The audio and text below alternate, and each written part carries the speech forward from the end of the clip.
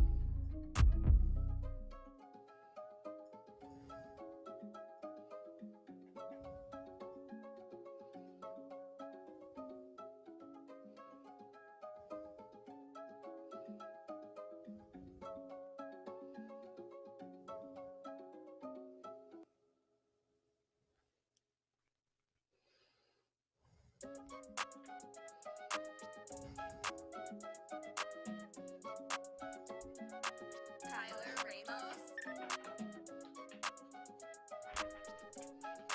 Are you kidding me?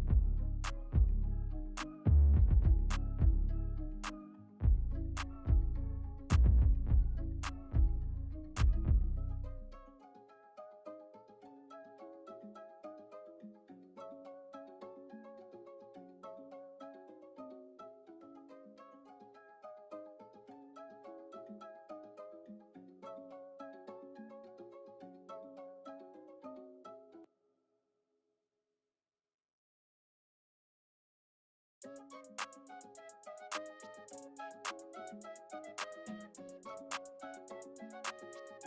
Ramos.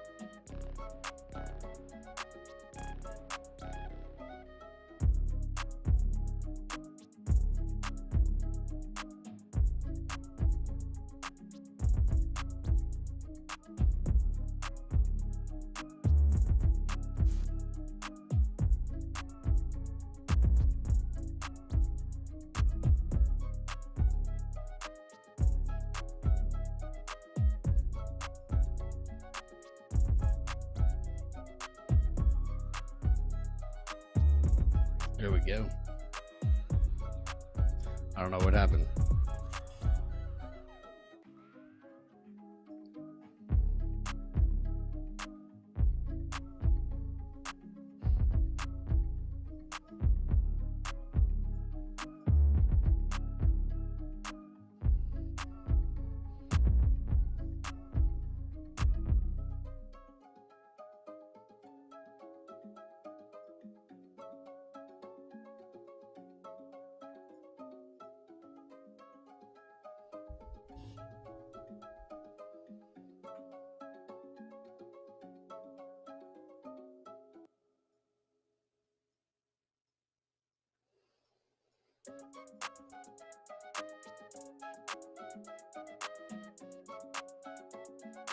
Tyler Ramos.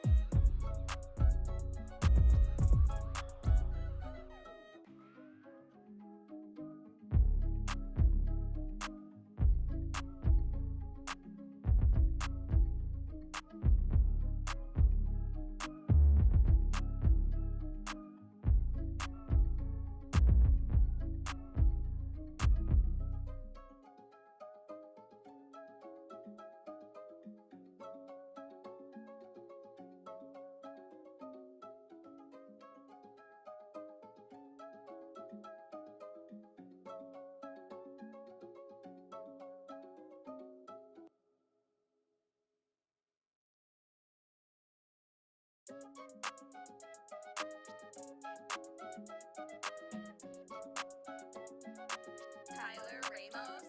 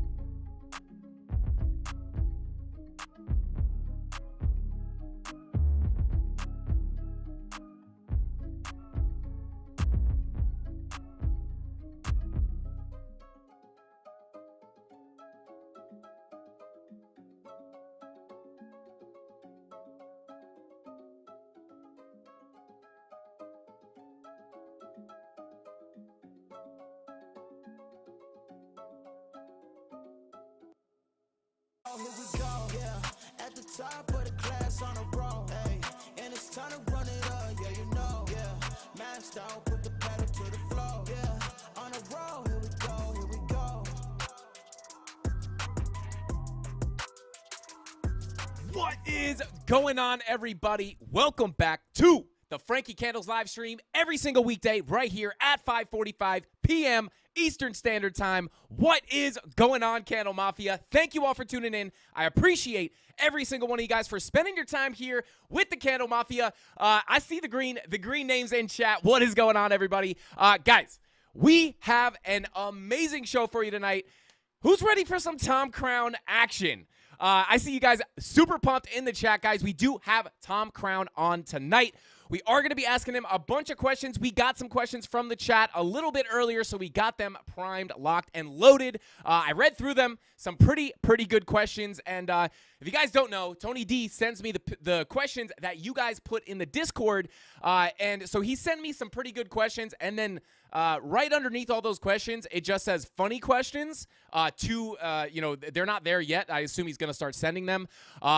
I like that. I like the fact that we have a funny question section. But guys, we're going to be talking to Tom. We're going to be asking him all of your questions, talking about what is, let's see, what do we got here? We got some good stuff. We're going to be talking about flipping the chart, which is interesting. I guess that's an interesting question. I guess Tom inverts the chart sometimes, I guess. I don't know. I'll have to talk to him. But we're going to be talking about a little bit about Litecoin. You guys know Tom absolutely loves Litecoin, so we're going to be talking about that.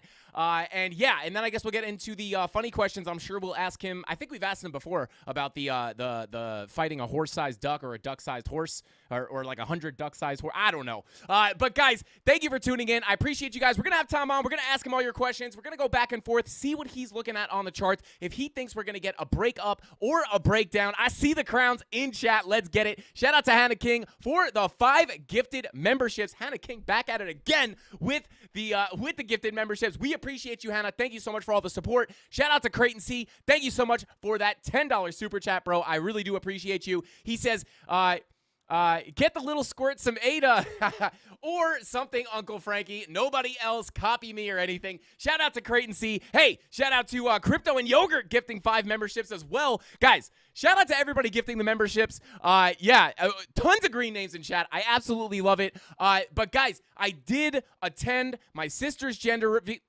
Not my sister's gender reveal. My sister's 33. She knows her gender, her baby's gender reveal. And it turns out, guys, I am going to have a nephew, a little baby Frankie Candles. Well, I guess my kid will be baby Frankie Candles, but you get it. We already got him a little bag of Ethereum. We got him a little bag of Bitcoin. We're going to put it on a ledger, and I'm not even giving it to them until probably 10 or 15 years from now. I'm going to hold on to it because I don't trust my sister. She's going to wind up selling it. But yeah, guys, super exciting. I'm going to be a nephew. I know a lot of you guys are wondering that. So yeah, we're going to have a little Frankie Candles Bambino.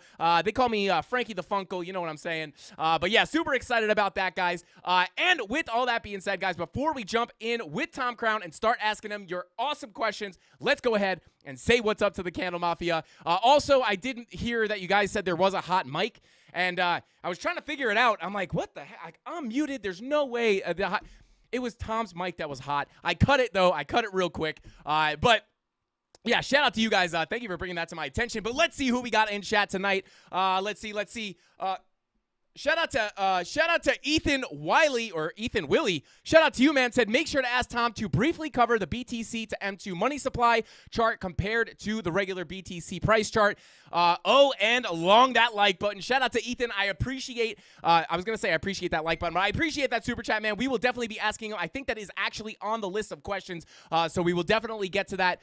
Shout out to you, man. I appreciate the super chat. And let's see who we got in chat. We got Flat Smack. Shout out to Flat Smack. Speaking of Flat Smack, guys, go ahead and Flat Smack that like button. Every 100 likes we get, you guys get a spin on the wheel of pain and pleasure, where you're gonna have the chance to win free crypto, free merch, free signed copy of Ben's new book, Catching Up to Crypto. And guys, we did not do our giveaway last Friday. Obviously, I was unable to go live last Friday. We hit a bunch of crazy traffic. Didn't wind up getting to my destination until way later than I thought. But we will roll these giveaways into this week, so don't worry. And I think it's like one of our bigger giveaways. So now it's gonna. Friday's stream may go on long, guys, because we're going to be giving away a lot of stuff. Shout out to Scar Crypto Face. Thank you for being here, bro. Always showing support. Shout out to you, man. Shout out to Melissa Santiago. Thank you for being here. Let's see. Crypto and Yogurt, as always, bro. Thank you so much for the support. Thank you for gifting those memberships. Crypto Fire, what is going on? He says great community. Hey, Crypto Fire. Welcome to the Candle Mafia. Shout out to Tyler Rayburn. What's going on, bro? Thank you for being here. Mike Brown, Honda Man, Peter Post, Kuzik can bump it. What is up? Burke 3. What is going on, man? Thank you for being here. Silly Willy, YouTube channel Slim Jim, and let's get a couple more in here. Cryptid Bees, shout out to Cryptid Bees and their brother or sister, Blanchard's Bees. Shout out to you guys. Shout out to Sundeep. What is going on? Shout out to Ginger Karen. Let's see. Lev. What is going on, Lev? Let's see. Jonah in the chat. What's going on? Jessica, our resident female Candle Mafia representative. What is going on, Jessica? Thank you for being here. Always repping those female Candle Mafia members. TJ in the chat. What is going on, TJ? Not TJ. Not TJ from BitBoy Crypto, but another TJ. But yeah, guys, shout out to H-Bar Schilling, who was the first person in chat, just hanging out in chat by himself, just echo. I saw you in there, bro. Thank you for being here. And thank you, hashtag early gang. Shout out to Indiana Candles. Thank you for being here, bro. And guys, without further ado, I'm going to go ahead and throw on those headphones.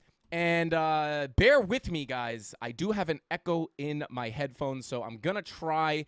And, I'm going to try to fix that. But, guys, without further ado, let's go ahead and bring up our special guest, the one and the only Tom Crown. That was the wrong button. Guys, I'm just hitting random buttons here. Bear with me here. Let's go back to the full screen. Now, without further ado, let's go ahead and bring up our actual guest, not my screen, the one, the only Tom Crown. Tom, what is going on, bro? How you doing? What's up, man? Just hit all the buttons when I start. That's what I do. That's why I got kicked out of the waiting room earlier. I had to rejoin. It was a whole thing. It's good to be here, man. Dude, thank you so much for coming on. We love having you on the channel. I know the Candle Mafia absolutely loves you. Really excited to see what you're looking at on the charts. Are you bullish? Are you bearish? But I will agree with you. You know, when in doubt, just smash all the buttons.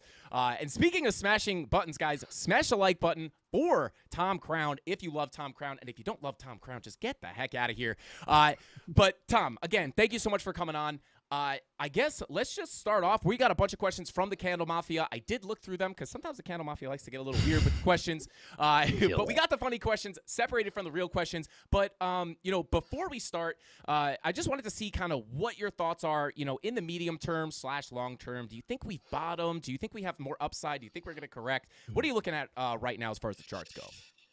Yeah, you know, last time I was on Ben's show, he asked me something similar, and you know, it's like I thought the bottom was in more than once. I've been wrong, so why change? You know, I think the bottom's in. I still do. I'm sticking by it. It feels like it, doesn't it? It certainly has that vibe that at least we're gonna have some kind of, you know, maybe not quite as quick as we've seen into this year, but throughout this year, some kind of rally. I think that makes sense. Last year, there really wasn't any rally whatsoever. Just down and sideways is brutal.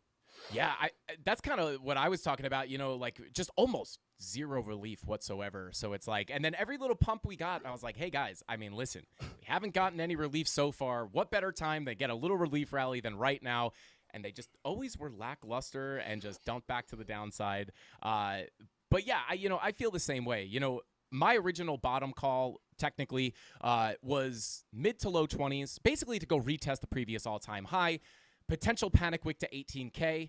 For a while, I thought we were going to nail that. But then obviously we lost those levels and we were wrong. And I'm kind of open. Like, I'm not really that focused on calling the bottom. I don't care if I call the bottom or not. If I call it, cool. If not, whatever.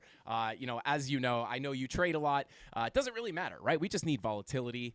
But you know, just in the shorter term, like as of right now, I know obviously we've gotten a pretty big move up. A lot of people are, you know, trying to figure out, are we going to correct from this kind of 25K resistance, or are we going to break out and launch up to that, you know, 28 to 30K level? Where do you kind of fall on that? Yeah, no one knows the future, but my hunch for this year is we see as high as 50, honestly. Now, people are going to hear that and get all excited. I don't mean that right now. I don't mean that tomorrow. I'd love to be wrong on that too. But I think throughout the course of the year, if you look back, I can't get my eyes off 2019, and that's kind of got my palms sweaty as we climb up. We had this awesome rally off of 3,100. Everyone was out of their minds, and we just didn't go to a new all-time high. We fell back down to like 35 in March of 2020, you know, Black Swan or not. That wasn't the run. And I'm not trying to be negative, but it's like, it feels like that is going to be true of this run until it can get, in my opinion, like over 50K, which is really close to the high. So it's not quite so helpful. But I can't shake it. I can't shake them. So I think we see some big rallies and maybe we see some big dumps into the end of the year. Who knows? Yeah, I mean, you know, it's funny as analysts, it's like, you know, we look at the past and like, you know, what else do you have to go off of other than the past? Nothing. And exactly. And it's like, you know, it doesn't mean that we're 100% going to, you know, follow the history, but obviously, you know, we always say, history doesn't always repeat itself, but it oftentimes rhymes. And what I keep going back to is kind of that, you know, that 2019 rally that we had in the previous bear market, you know, where we ran up to about 14K, which was pretty close to the, you know, 14K. I think the all-time high was about 20K. You know, we got pretty close to that all-time high. If we did run up to 50, it would be somewhat similar to what we saw in 2019 with a little bear market, you know, fake out bull market before that big, you know, black swan. And then obviously, you know, there's a lot of weird things going on in the world. I don't really like to get too into it on YouTube because I don't know, you know, certain words that YouTube doesn't like. But, you know, it seems like, you know, we are kind of in a situation where we could get that pump and then that black swan just comes in, gets us back down, you know, near those lows, gives everybody a second chance to get in before, you know, the next halving and, you know, the next actual parabolic bull run. And kind of on that note, I know you're a chart guy, obviously. That's why you're here. But, you know, do you pay attention to the news, or are you kind of one of those guys that's like, you know, show me the charts, I'll tell you the news? I listen to maybe some financial news, mostly just reading. I don't watch any mainstream news. I don't watch any like news. Mhm. I find when it comes to like markets and finance, they're a little less kind of skewed. They're not really trying to sell you their opinion. It's more like stock went down, this Yep. and that went down. It's a lot more like neutral. But I avoid it. I don't think it's very tradable anyway. Like people always say, oh, the news, this caused that. But in reality, it's like the move had happened and then this news came and everyone thought, kind of in hindsight, that's why it happened. That's what I've observed over and over and over again, at least. Yeah, listen, I'm kind of the same way. I always tell people, I always go back to this very specific situation where, or just in general, this happens to me often where, I'll be looking at something technical on the chart. Maybe I short something, I see a technical short setup. I short it and then, it starts to play out and I'm like, nice. And then like, it's not until I've already closed the trade, got my profit that I look back and I'm like, oh, they're saying it dumped because, whatever it is, Elon tweeted or whatever it is. And it's like, I shorted Yep. a technical signal and it just so happens that, it just perfectly lines up with the news. Well, I think that the news, like, maybe not even intentionally, but someone on some level, when it comes to a lot of media, is playing that. Like they're playing the dump and they're getting liquidity from the news. I think that's why it's not every piece of news, right? There's real news, but Yeah. I think a lot of news is just price is falling. How can we scare more people? Let's put out some crazy thing, we'll publish it everywhere, and then more people will sell into that, and then we'll just grab that liquidity. I think that's a lot of what we hear. Yeah, I have to agree. And, I always talk about this. I probably pay less attention to the news than, probably even like, some of the people who are just like, I'm a technical trader only. Like I probably look at the news less than those people just because, it only takes a few times of, getting into those trades and seeing, because for the longest time, I was always like, you know what, I got to pay more attention to the news. It can only help me. But the more I see it play out where it's just like, yeah, I don't know. It's almost like I could see the news coming before it happens. So, Right. Obviously. And you're not much 100 happier. Yeah, right. You're much happier not watching this. That's why you have such good energy and such good hype in the intro. Yeah, it is true, right? It's kind of one of the reasons, I don't pay attention. I never really paid attention to the news for that reason, right? It's just like always doom and gloom. So, especially when we went through March 2020, it was like, everything felt like it was falling apart and until you turned off the news. And then you were like, you know what? Everything kind of seems pretty normal. Yeah. But, it's just one of those things, people always like, I'm a technical trader, and there are those people that are like, if you don't pay attention to the news, you're an idiot, right? And it's just like, for me, if it works, it works. Like that it's kind of like I've heard Crypto Face say before, with spider lines. Someone was talking trash about spider lines, and I happened to be watching his stream, and he was saying like, guys, listen, even if these were random lines on a chart, they work. So like, I don't care where they're drawn from. If they work and they make me money, that's really all that matters. It's really the end result you're after. So, it's just, it's just crazy. But, so let me see. By the way, I know they said my audio was a little better now. I was a little bit quiet. Just to double check, because I know there is a delay. I just messed with some settings. Just give me a loud and clear or something in chat if you guys can hear me better. But yeah, let's go ahead and let's see if we could jump into some of these questions. The first question we have is from Crypto Degen, and he says, okay, I'm sure you get this a lot, but when you flip the charts, can you explain why you do it? Thank you. That's what he said. Absolutely. As traders, we grow from, I guess everyone grows from whatever certain spot they start, right? And they grow in a direction. And we learn to view the world through that direction. And so what I find, anything in analysis or TA in general, that just gives you a different perspective, I think has value, even if it's not giving you, a money or a trade or something like that. Just viewing the same data in a different format, I really find value in myself. And it goes back to, I tweeted this today, just a complete crap post where it's like, oh no, super bearish Bitcoin pattern. And it's just the chart inverted. And it does. It looks like a really bearish pattern. And I remember when I started my journey, someone did that to me and it just like caught me because I think I wanted to be bullish so bad, but I was agreeing with the opposite in that chart. And that really hit me hard. And I was like, this is value because there shouldn't be a difference when you invert it or not. Like you should be able to see the same thing, right? I think the only thing that gets in the way is the that that perspective we've grown towards and we're used to seeing. Yeah. So that's why. All right. Well, it's funny. It's funny because I wanted to bring this up. I've recently, I don't invert my chart often. I love that reasoning that you do invert your chart because I think it is, there is value there 100%. For me, I have recently been inverting my chart simply because we have been shorting for so long that I was having trouble finding the long setups. I had to just flip it upside down and try to see it in an upside down way, right? Because so long, oh, okay, bear div, look at this. All right, whatever the setup is, it was just so easy because we were so used to looking at shorts. It's like you look at the chart, and they just scream at you. So recently, it was just like, man, I can't get a good long entry. Like, why can't I see these? Started inverting the chart, and I was like, there they are. There they are. Exactly. But let's see. Our next question comes from Thunda. So there you go, Crypto Degen. There you go. Flip those, get those charts inverted. But Thunda asks, do you think it's possible? So I get this a lot on my stream. And the question is, do you think it's possible to do TA on small cap coins like RLB, or does the small market cap make it too easy for to be influenced by whales, therefore basically throwing the TA out the window? I think that good TA isn't something whales can throw out the window, if that makes sense. What TA would describe, I think, in that scenario is almost like what would be the most efficient, profitable way for them to move the market, and that would likely line up with some kind of TA. I'm not sure if that totally makes sense, but that's like my thought that comes to mind.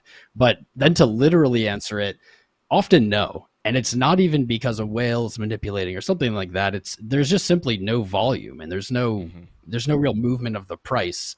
And it's not going to be dependable because it is in fact so easy to push around. I don't think it's worthless, but I think maybe less importantly than size would be the amount of data, the amount of time you have. Like when you have a new chart, like Blur just came out and has like 3 days of data, that's worthless. I still like to do TA on it. It's fun, but it's worthless. It's price discovery in both directions. It's an interesting question. I think that there's some fundamental truth to TA, and that's not that it's like a crystal ball or tells you the future, but it's not just kind of showing you the future. It's saying moves to here or moves from there are going to be more efficient. And at the end of the day, the market isn't one person. It's not just one actor. It's millions, if not, if you count bots running, like billions of different little decisions being made. And those decisions in a bigger picture are going to have like a most efficient and least efficient, I guess, way to move through price. Gotcha. Yeah. And but yeah, people ask me all the time, like, hey, like whatever the new, meme coin or whatever the new low cap coin is, look at this. It's going crazy. It's going crazy. I pull up the chart and there's like one daily candle. It's up like 1,000%. I go down to like the lower time frames and it's just straight up. And I'm like, here's my TA. It's going up. It's probably going to go down eventually. I usually drop like the first candle, like when you see something get listed for the first time and has that crazy top or bottom wick. It's like $100 down to a penny or a penny up to $100. I usually just throw that wick away. Because if you think about how a coin is listed, at some point it had never traded. Someone got to make the first trade. If they're really, there's not a lot of interest in trading it, they can just sell to themselves or buy to themselves at whatever value, and they can like set the chart, at this crazy number to begin with. So I usually just delete that and try to look at the rest of the data, but I run into that. UTA on like, I don't know, a few 5-minute candles. It doesn't really work out.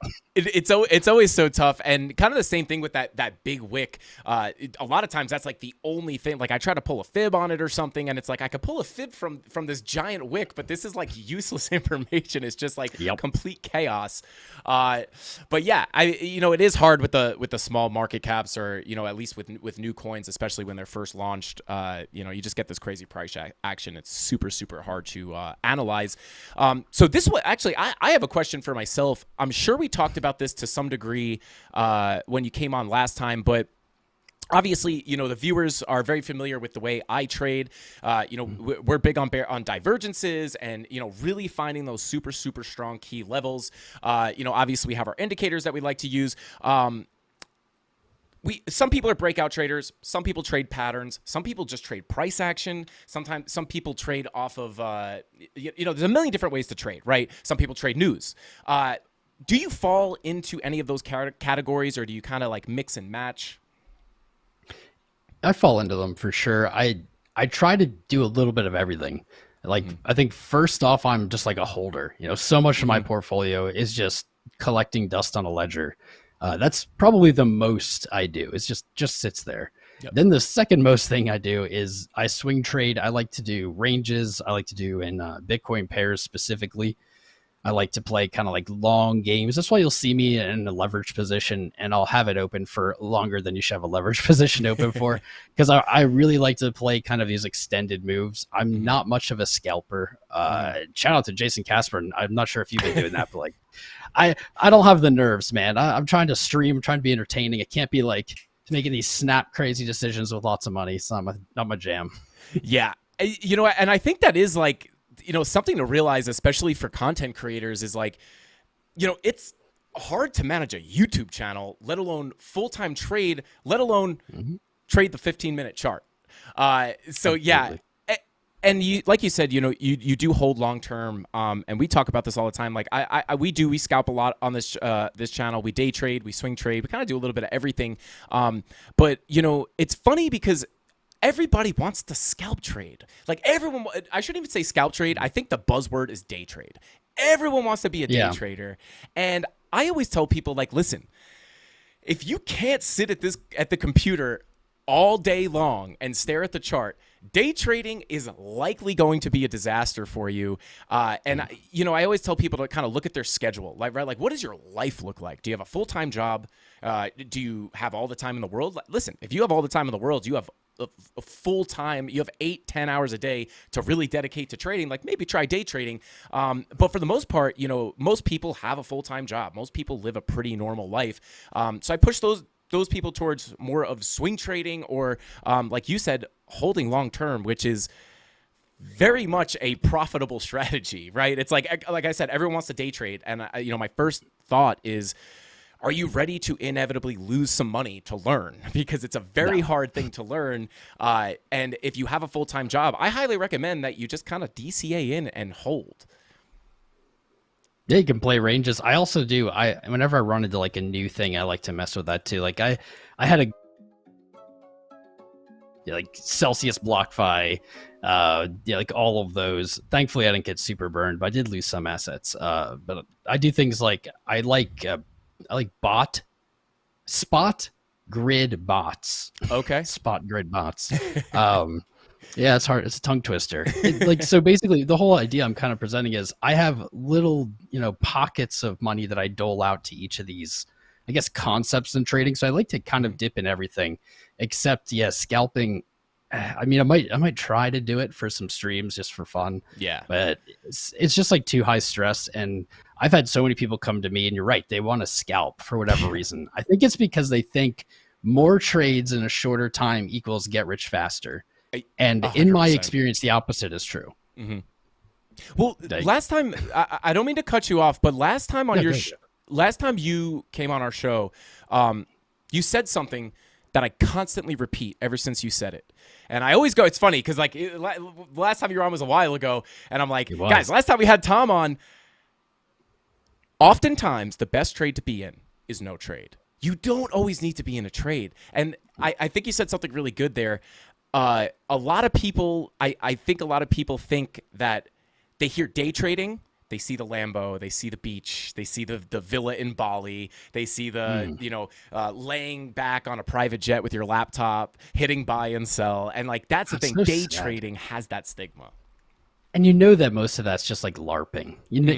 That as someone who trades, that most of those people, it's like, those aren't their cars. Those aren't their villas. They rent them on an Airbnb, and then they take Instagram photos and they tell you how rich they are. Like I think that's going to actually be a problem over the next like 10 years, maybe probably even 5, like people doing finance influencing. I've already seen some little action against it, but that's not the topic today. It's just deceitful, I feel like, because it really isn't ever their Lambo. It's always a rented Lambo. It's always, yeah. Good luck to everyone. They get sold such like Crocs. Yeah, and it's always like, it's always like some 17-year-old kid, it seems like, too. It's just like, I just graduated high school and I make $50,000 a day trading, whatever it is, Forex, crypto. Yeah, right. It's Maybe if just you like, had like 50 million to start capital and like also how long has he been trading making 50 grand a day? He just Yeah. graduated high school, man. It couldn't have been more than a year. He was in high school. right, exactly. And I think this is that's a big problem in our space. That's like I always try to keep it, super, super real.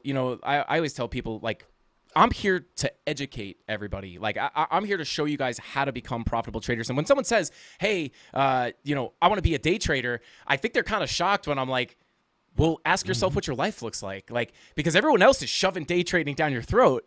But yeah, and I think a lot of people, especially if you're not using leverage, a lot of people think, flipping $1,000 into $100,000 is like possible in a month. And it's like, people don't realize to make $99,000, like, you either have to be trading with crazy leverage, which is extremely risky, or you need to be trading with a giant bag. So yeah, it's just like a facade. Yep, it is. I'm sorry, everyone watching. You've been sold a crock of goods, man. That's not it. That's Yeah, not and it. It would be cool though. it But would be then everyone awesome. would be rich, right? That's what I always tell people. It's like the same thing. Even just day trading. It's like, it's not that, like, you could 100% be profit. You could be a day trader. Like, day trading is definitely an attainable thing, but it's not a get rich quick scheme. Like, everyone thinks it's a shortcut to getting rich, which it's not. It could be a career path that you can study and practice, fail, learn from your mistakes, and then over time you can become profitable. But a lot of people just think, oh, I'll just get into day trading, I'll be rich in like 3 months. Yeah. I'm smarter than everyone else. Yeah. It'll work. The smartest people in the world get liquidated. Like yeah. Oh man.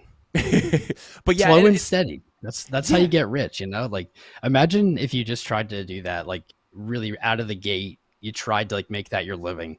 Not only are you taking on an immense task, but now, like, that immense task success and failure, like, if you make a bad trade, like, that's maybe your gas money.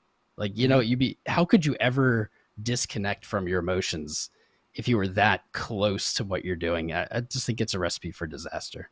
Yeah, or trading with your rent money. It's like, that's the wrong way to trade, for sure. But yeah, and the same thing with like signals, right? Like, we have a premium Discord, but I don't do signals. Same thing with signals is, like, people are always like, like, you should do signals, and it's like, listen, if I'm looking at a trade, by the time I find the trade, get in the trade, set my stop loss, set my take profits, and then get it into the Discord, you're not getting that entry, especially if you're scalping, right? Like, if we do put scalp trades in the Discord, we'll put setups, but they're not signals, right? It's, hey, if price does this, when price gets here, if we see these confirmations, that's a good scalp trade, right? That's where I'll be looking to short. That's where I'll be looking to long. But people are under this false impression that you can just have someone tell you, hey, buy. Okay, now sell. Oh yeah. If that were the case, no. everybody would be a billionaire. You could just set up a Oh bot. yeah. I say that all the time in my streams. I'm like, just do not copy my trades. You'll lose money, but mostly because there's more to a trade than just while your entry, your exit, and your stop. Like, once you enter it, now you're on your own, and you're gonna have all kinds of different thoughts. Especially, the person who made the trade is thinking it's like a longer term trade. You're looking at it by the minute. You're gonna freak out the first second it goes against you. You're gonna just fold, and then maybe the trade hits. Right? Like, there's way more factors that go into like a whole trade than just those three numbers. It's the person behind it. Yeah, well, that's the other thing too, right? Because like, a lot of the trade is managing the trade, right? Like, holding through when you're in the red, like, don't pull out early, or whatever it is. Like, that management of that open position is a big thing, and that, in my opinion, that's where a lot of the mistakes are made, right? But yeah, so I guess that was actually my question. But yeah, just so you dip your toes in a lot of, a little bit of everything, which I love. I basically do the same thing, right? It's hard for me to kind of pin myself as just a scalper or just a day trader or just a swing trader. It really depends on my day too, because right now, at this point in my life, I kind of have a weird schedule where I am looking at the charts all the time, but I'm not in a position to scalp the low time frames because a lot of times I'm recording a video and I'm not actually focused on just that one trade. So if I have a busy day at the office, I'm just looking for swing trades or day trades. And then a lot of my scalping really goes on either early in the day, or there's a lot of days where I just don't scalp because my schedule doesn't call for it. But with all that being said, let's see. Our next question comes from DV918, and they say, "What are your preferred?" I love hearing other traders or other people's takes on this because I think everyone kind of has a different take. But what are your preferred time frames for choosing an entry point and why? Or I guess you could kind of just like, how do you treat time frames? The bigger the better, like for everything. If a chart, that's almost going back to what I said earlier about if a chart just started trading, you got nothing because you have maybe 1 minute or 5 minute candles of any kind of size to look at. But that's something I really like about stocks and even gold, commodities and things is you can go to wildly big time frames compared to crypto. Like you can go to like quarterly candles on gold and you still have a whole screen of candles. You could do years and you'd still have, I don't know, maybe like 100 candles, right? The bigger the better, like absolutely. So whenever I approach a chart, I always look to like kind of ask myself, how big of a candle size can I put on this chart? If it has 1 year of trading, it's obviously going to be less than a year or a yearly candle, right? But bigger the better. So it's like mostly in crypto, it'll come down to maybe monthly. It's about as big as we have. You can definitely look at like quarterly on Bitcoin, but there's just not a lot of data. It's not very useful in that sense. Yeah, I love that. Speaking of gold, do you trade anything other than crypto, or do you invest in anything other than crypto, precious metals, commodities? I have in the past, but I do not really currently know. Yeah, I'm looking to get into some gold, but it's funny. Like people always ask me, like, "Hey, do you buy precious metals?" And like, I want to, but it's just something I'm not as educated on. Like I could trade, I know Femex lets you trade gold. Like I could trade paper gold, but as far as buying and holding physical gold, someone could sell me, gold plated. Garbage, and I would have no idea. Fool's gold Exactly. From a museum when you were a kid. You're like, yeah, I'm rich.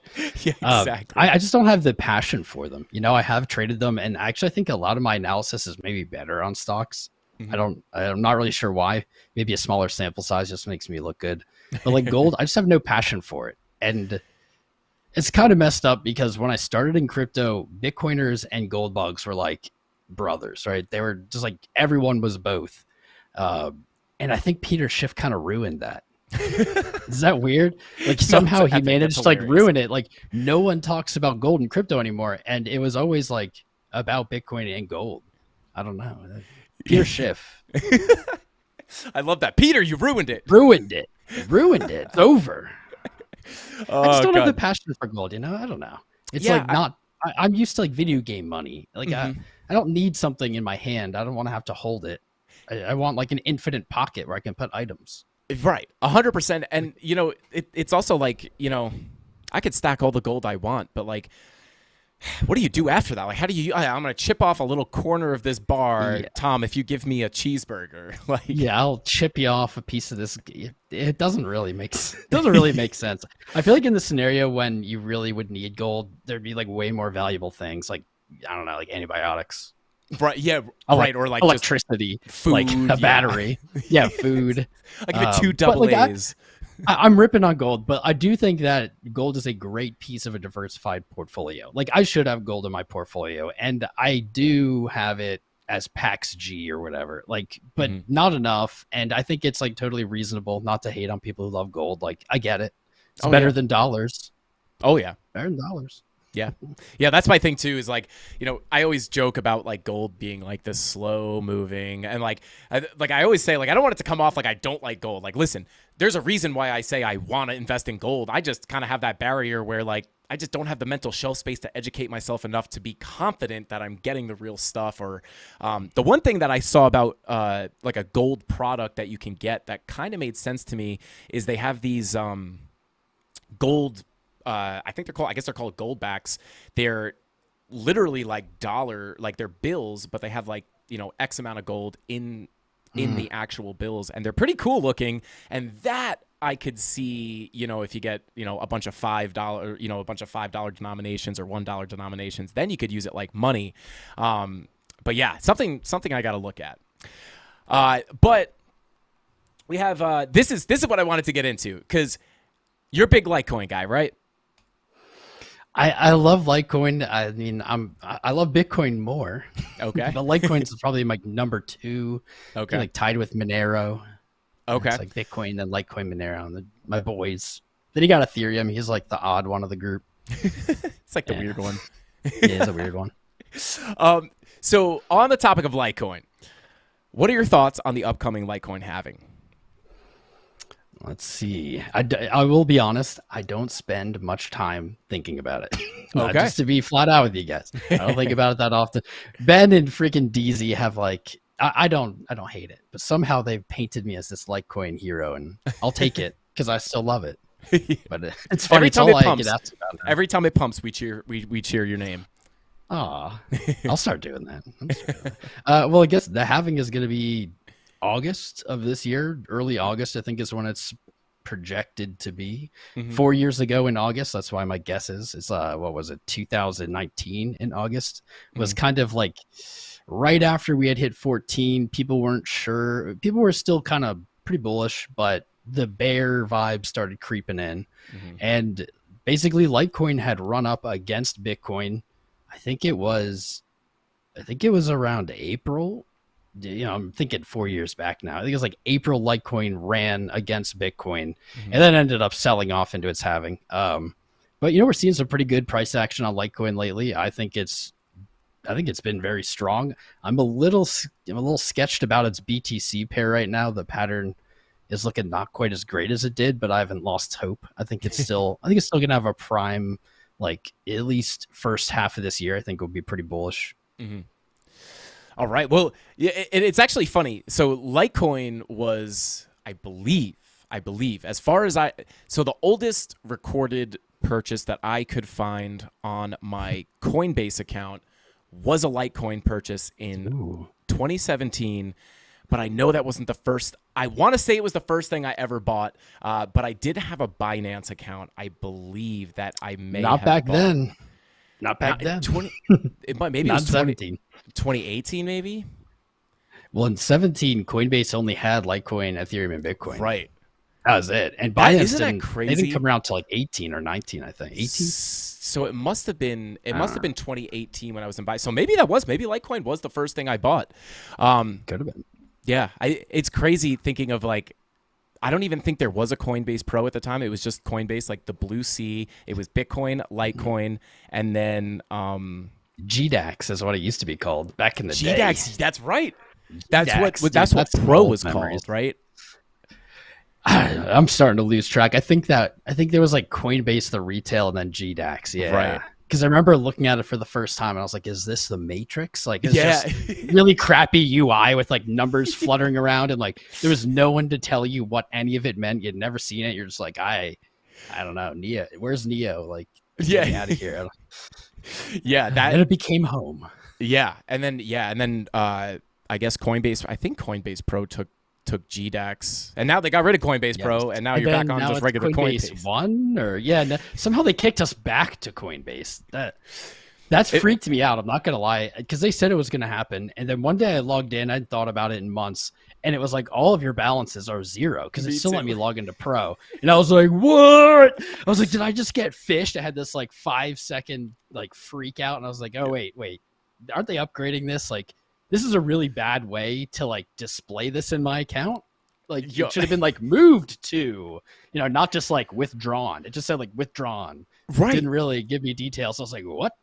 Yeah. Dude, now we're back on Coinbase original. So full circle. Same We'll come out with exact thing happened GDAX to me. again in 2 years.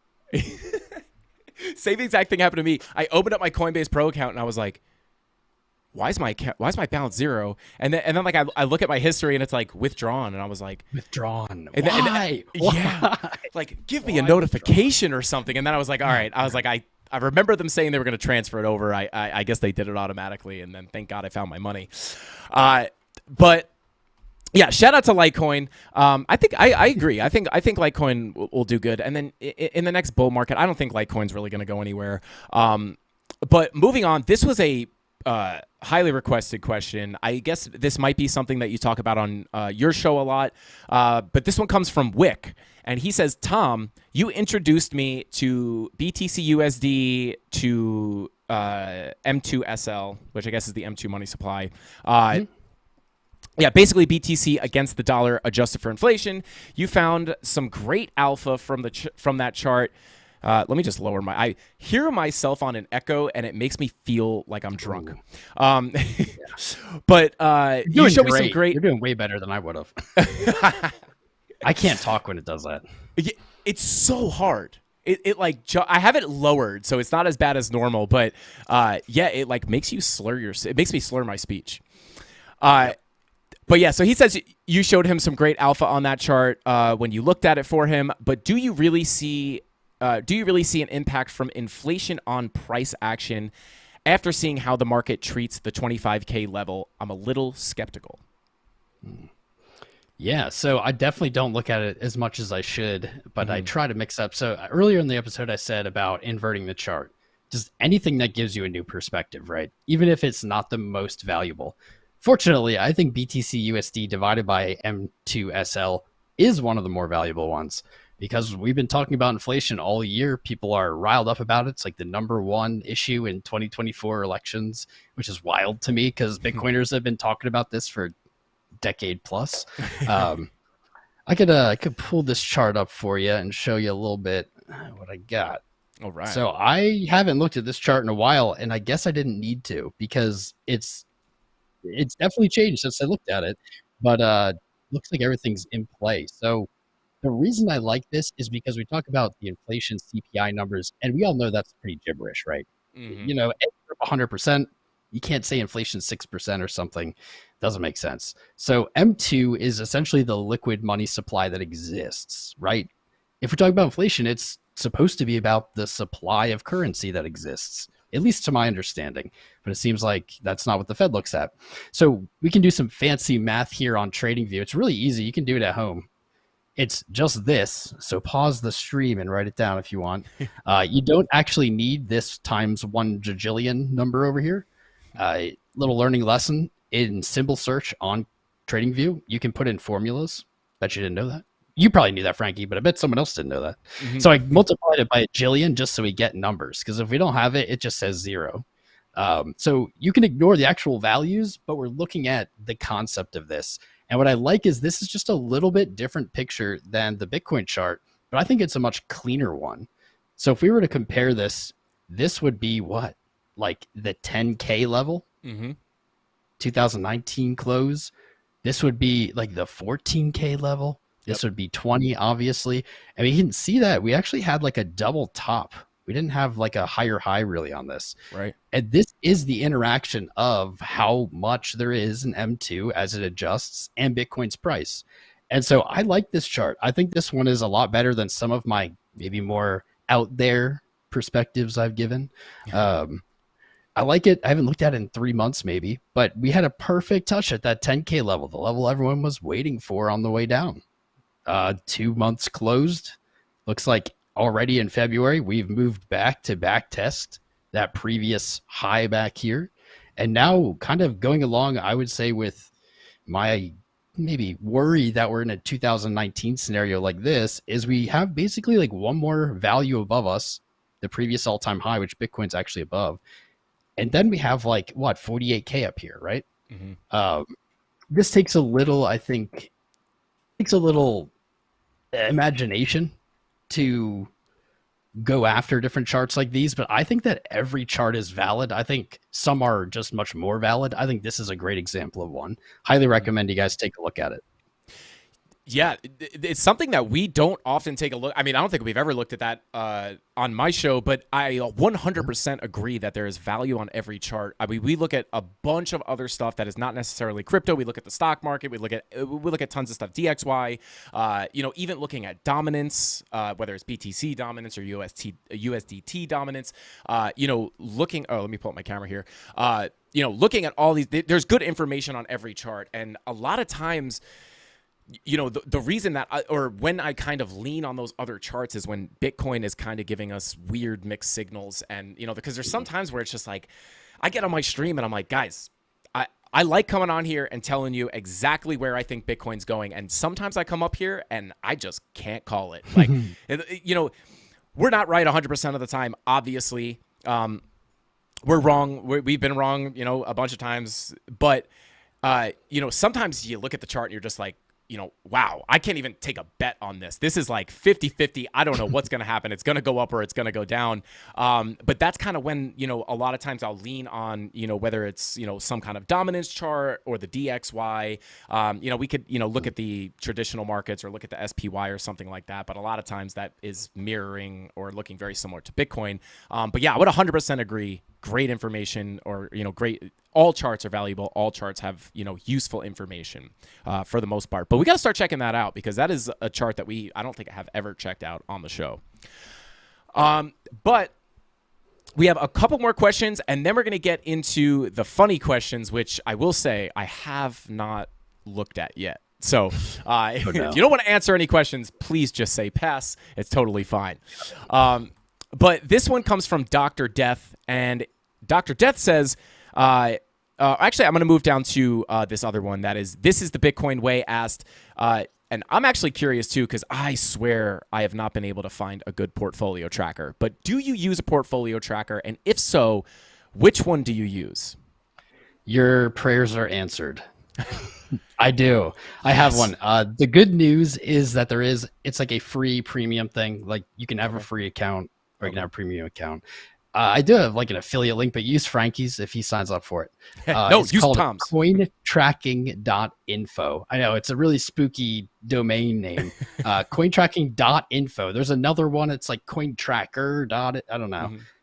Tracking.info. I've been using it for years. It was built by people in the crypto space for people to have a crypto portfolio. You can literally buy the subscription with Bitcoin. And that's actually how I first got it many years ago. Was Bitcoin was really low and I was like, oh, well, I'll just give them some of my Bitcoin or something because they only wanted, I forget, I don't know. But yeah, it drew me in. It's great. But of course, like any software, it's going to be down to the user. If the user, you don't know how to connect your API or something, or you're not, sometimes you have to manually touch stuff up in almost any software. If you're not doing those things, like it's going to get junky, right? Mm-hmm. Like it needs to be up to date. You need to have all like your exchanges and transfers or whatnot connected to it. It's a great software. You can use the free one. That's what I did for a long time. And I was like, okay, now I want because I think the premium is when you get API connections and it's like had everything upload automatically. Really good software. And one more time, coin tracking. .info. There it is. And hey, I do not have an affiliate link. So if you want to use an affiliate link, go use Tom's affiliate. But even though where mine is. It's been so long. But yeah. That's something that I've kind of there it is. Okay. Yes. Interesting. Coin tracking. There's another one with like the exact same name. I don't know if it's good or not. So I don't want to like accidentally vouch for that one. Well, I've tried a bunch of different portfolio trackers, and I used a free one called Crypto Pro. That was it's an iPhone app. I don't even think they have a desktop app. The one thing I didn't like about it that it was only manual. There was no API, but a lot of the APIs, like you said, like you need to manually touch these up. Like I connect my Coinbase, my KuCoin, and like for some reason it'll just be like, you're up $7 million, and in the last 24 hours, or down 7 million. You're like, that doesn't make sense. That's not right. A lot of the time, if you have issues like that, it's because a balance like went negative. So maybe you like transferred some dollars or something from one account on that exchange to the other, like a funding to a savings, something weird. and it'll only end up like saying you withdrew it but didn't deposit it, and then you'll get a negative number, and then that negative number will like mess up the whole program. And it'll say like crazy things about your portfolio. You're down $1 million. So like I never even had $1 million to lose. Like this is great news. Yeah. Phenomenal. Yeah, I opened up my thing one get it time and back. it was like, you're up $6 million in the last 24 hours. And I'm like, surely that's not true. I knew that Shiba Inu was going to make me rich. I'm not going to lie. That's why I got 1 million of them. I'm not going to lie. I did check my MetaMask. And I was like, maybe one of those meme coins from the bull run just randomly went crazy. Sure, I wouldn't be able to sell it. But okay, there you go, guys. Cointracking.info. I'm actually going to check that one out because I'm over the one that I'm using. So I want to move on to some fun questions. This one comes from one of our OG CandleMafia members, Tony Soprano, rightfully named. His name was that before he, became a part of our community, which is funny. But he says, when do we get the Tom Crown biopic starring Joseph Gordon-Levitt, or the Joseph Gordon-Levitt biopic starring Tom Crown? I have a very busy schedule. I don't know if I'll be available for shooting, but hopefully soon, right? There we go. Coming soon to a theater near you. Coming soon. Okay, so this one comes from Crimson Caravan Company, and he asks, Tom, you're always wearing those sharp glasses. Oh, no, I'm sorry. I misread that. Tom, you're always looking sharp in those shades. Why do you wear them all the time? Do you want? I have like 4 answers. Which one do you want? Let's Want, get like the good one, the fun, interesting one, or let's do the fun, interesting one. one. Because I have laser eyes, and these are for ear protection. Hey, let's go. There you go. Yeah. Amazing answer. That's what we needed to hear. Yeah, I saw him take them off one time, guys, and yeah, it wasn't good. I had to buy a new camera. Like Cyclops. You don't want them off. Honestly, like I didn't used to wear them. I streamed for a while without them. And one day, I don't remember why. I think I'd watched too much Dr. Disrespect, and I just like wore them. I was like, I'm just going to do it. Nobody cares. Someone's watching me anyway. Like there are some people, but, and everybody really liked them. I didn't wear them the next stream, and people are like, put your shades back on. I was like, okay, I guess I will. Like, I'm not sure if that's a compliment or not. And so it just stuck, it's just cheesy branding. No, I love it. It's funny too, because like it is definitely part of your brand. Like I see you if I saw you streaming without the glasses, I'd be like, first thought, where's Tom's glasses? But he does have eyes, guys. On the channel. He does have eyes. They're just laser eyes. Exactly. So this one comes from Dave Digital. Shout out to Dave. He says, good dude. Yeah, Dave's the man.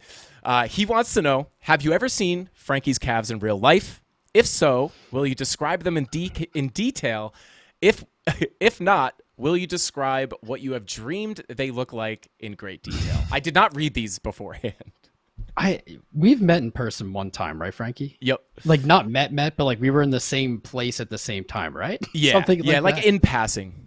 Yeah, we didn't like spend a bunch of time together. This was this was like maybe even Florida. I don't know. Maybe. Yeah, I think it was. But he was wearing pants. Central Miami. Frankie was wearing pants. I couldn't see him. I begged him. I said, Frankie, can I just get a little peek at them calves? Frankie was like, no way. Not in public. $5. $5 super chat. Yeah, super chat. See the calves.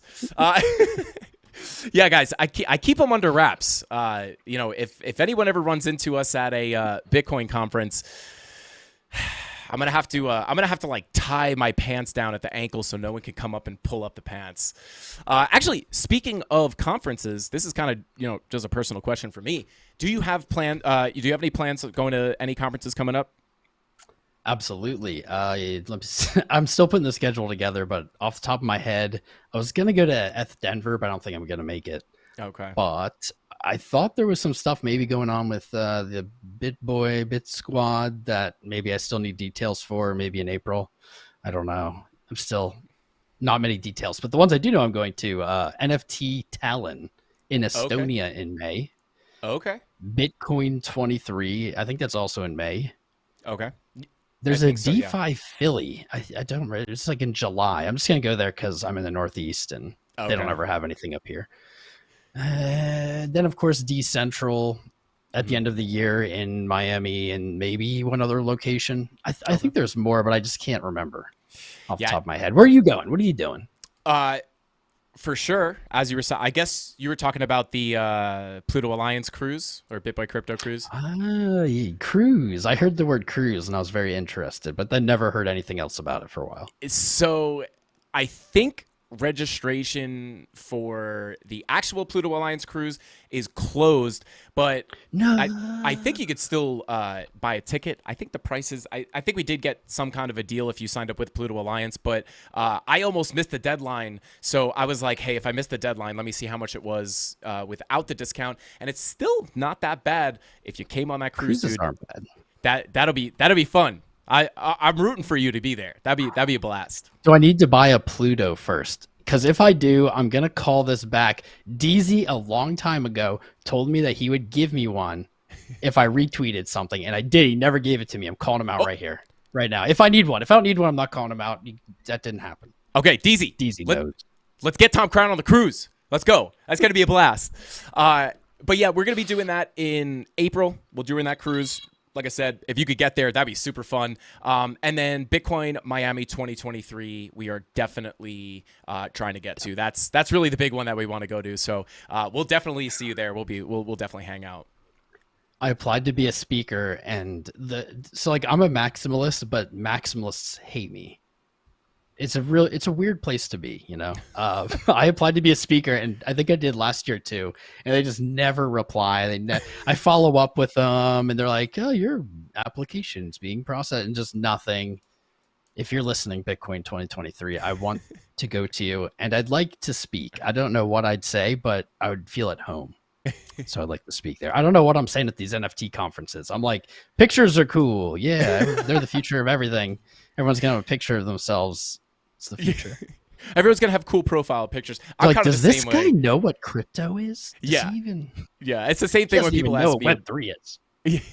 It's when people ask me about NFTs, they're like, "What NFT projects are you looking at?" And I'm like, "Guys, I am not an NFT. Whatever DZ tells me is the one to be looking at." So That's probably my alpha too. Whatever DZ says, I'm like, I own a bunch of Ethereum, and they're like, "What is Ethereum?" No, yeah.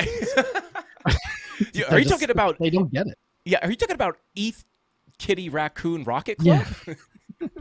Are you talking about crypto kitties, which no one ever brought up? I have a bunch of them from a long time ago. Don't tell anyone.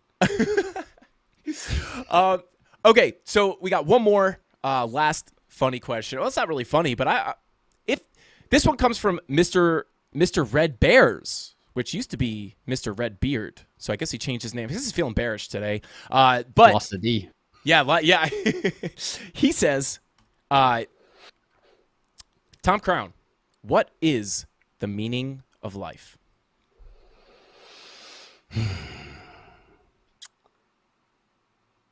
To pursue happiness. That's what I think. I think that's the only point of life. Just to find the thing that makes you feel good. You know, not like drug or something, but like find the place and the people and, you know, the activity, whatever that just makes you feel good. Whatever it is, what does it matter what anyone else thinks, right? It's like that's what brings you happiness. I think that's life. What more can there be? I don't know. Absolutely. I say the same thing.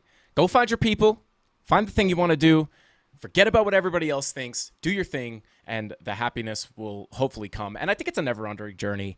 But great advice. Thank you for enlightening the Candle Mafia. Guys, go find your Dang, I people. forgot. There's such a cool word. I'm sorry. There's such a cool word in Japanese, and I forgot it. Hopefully someone in the chat knows it.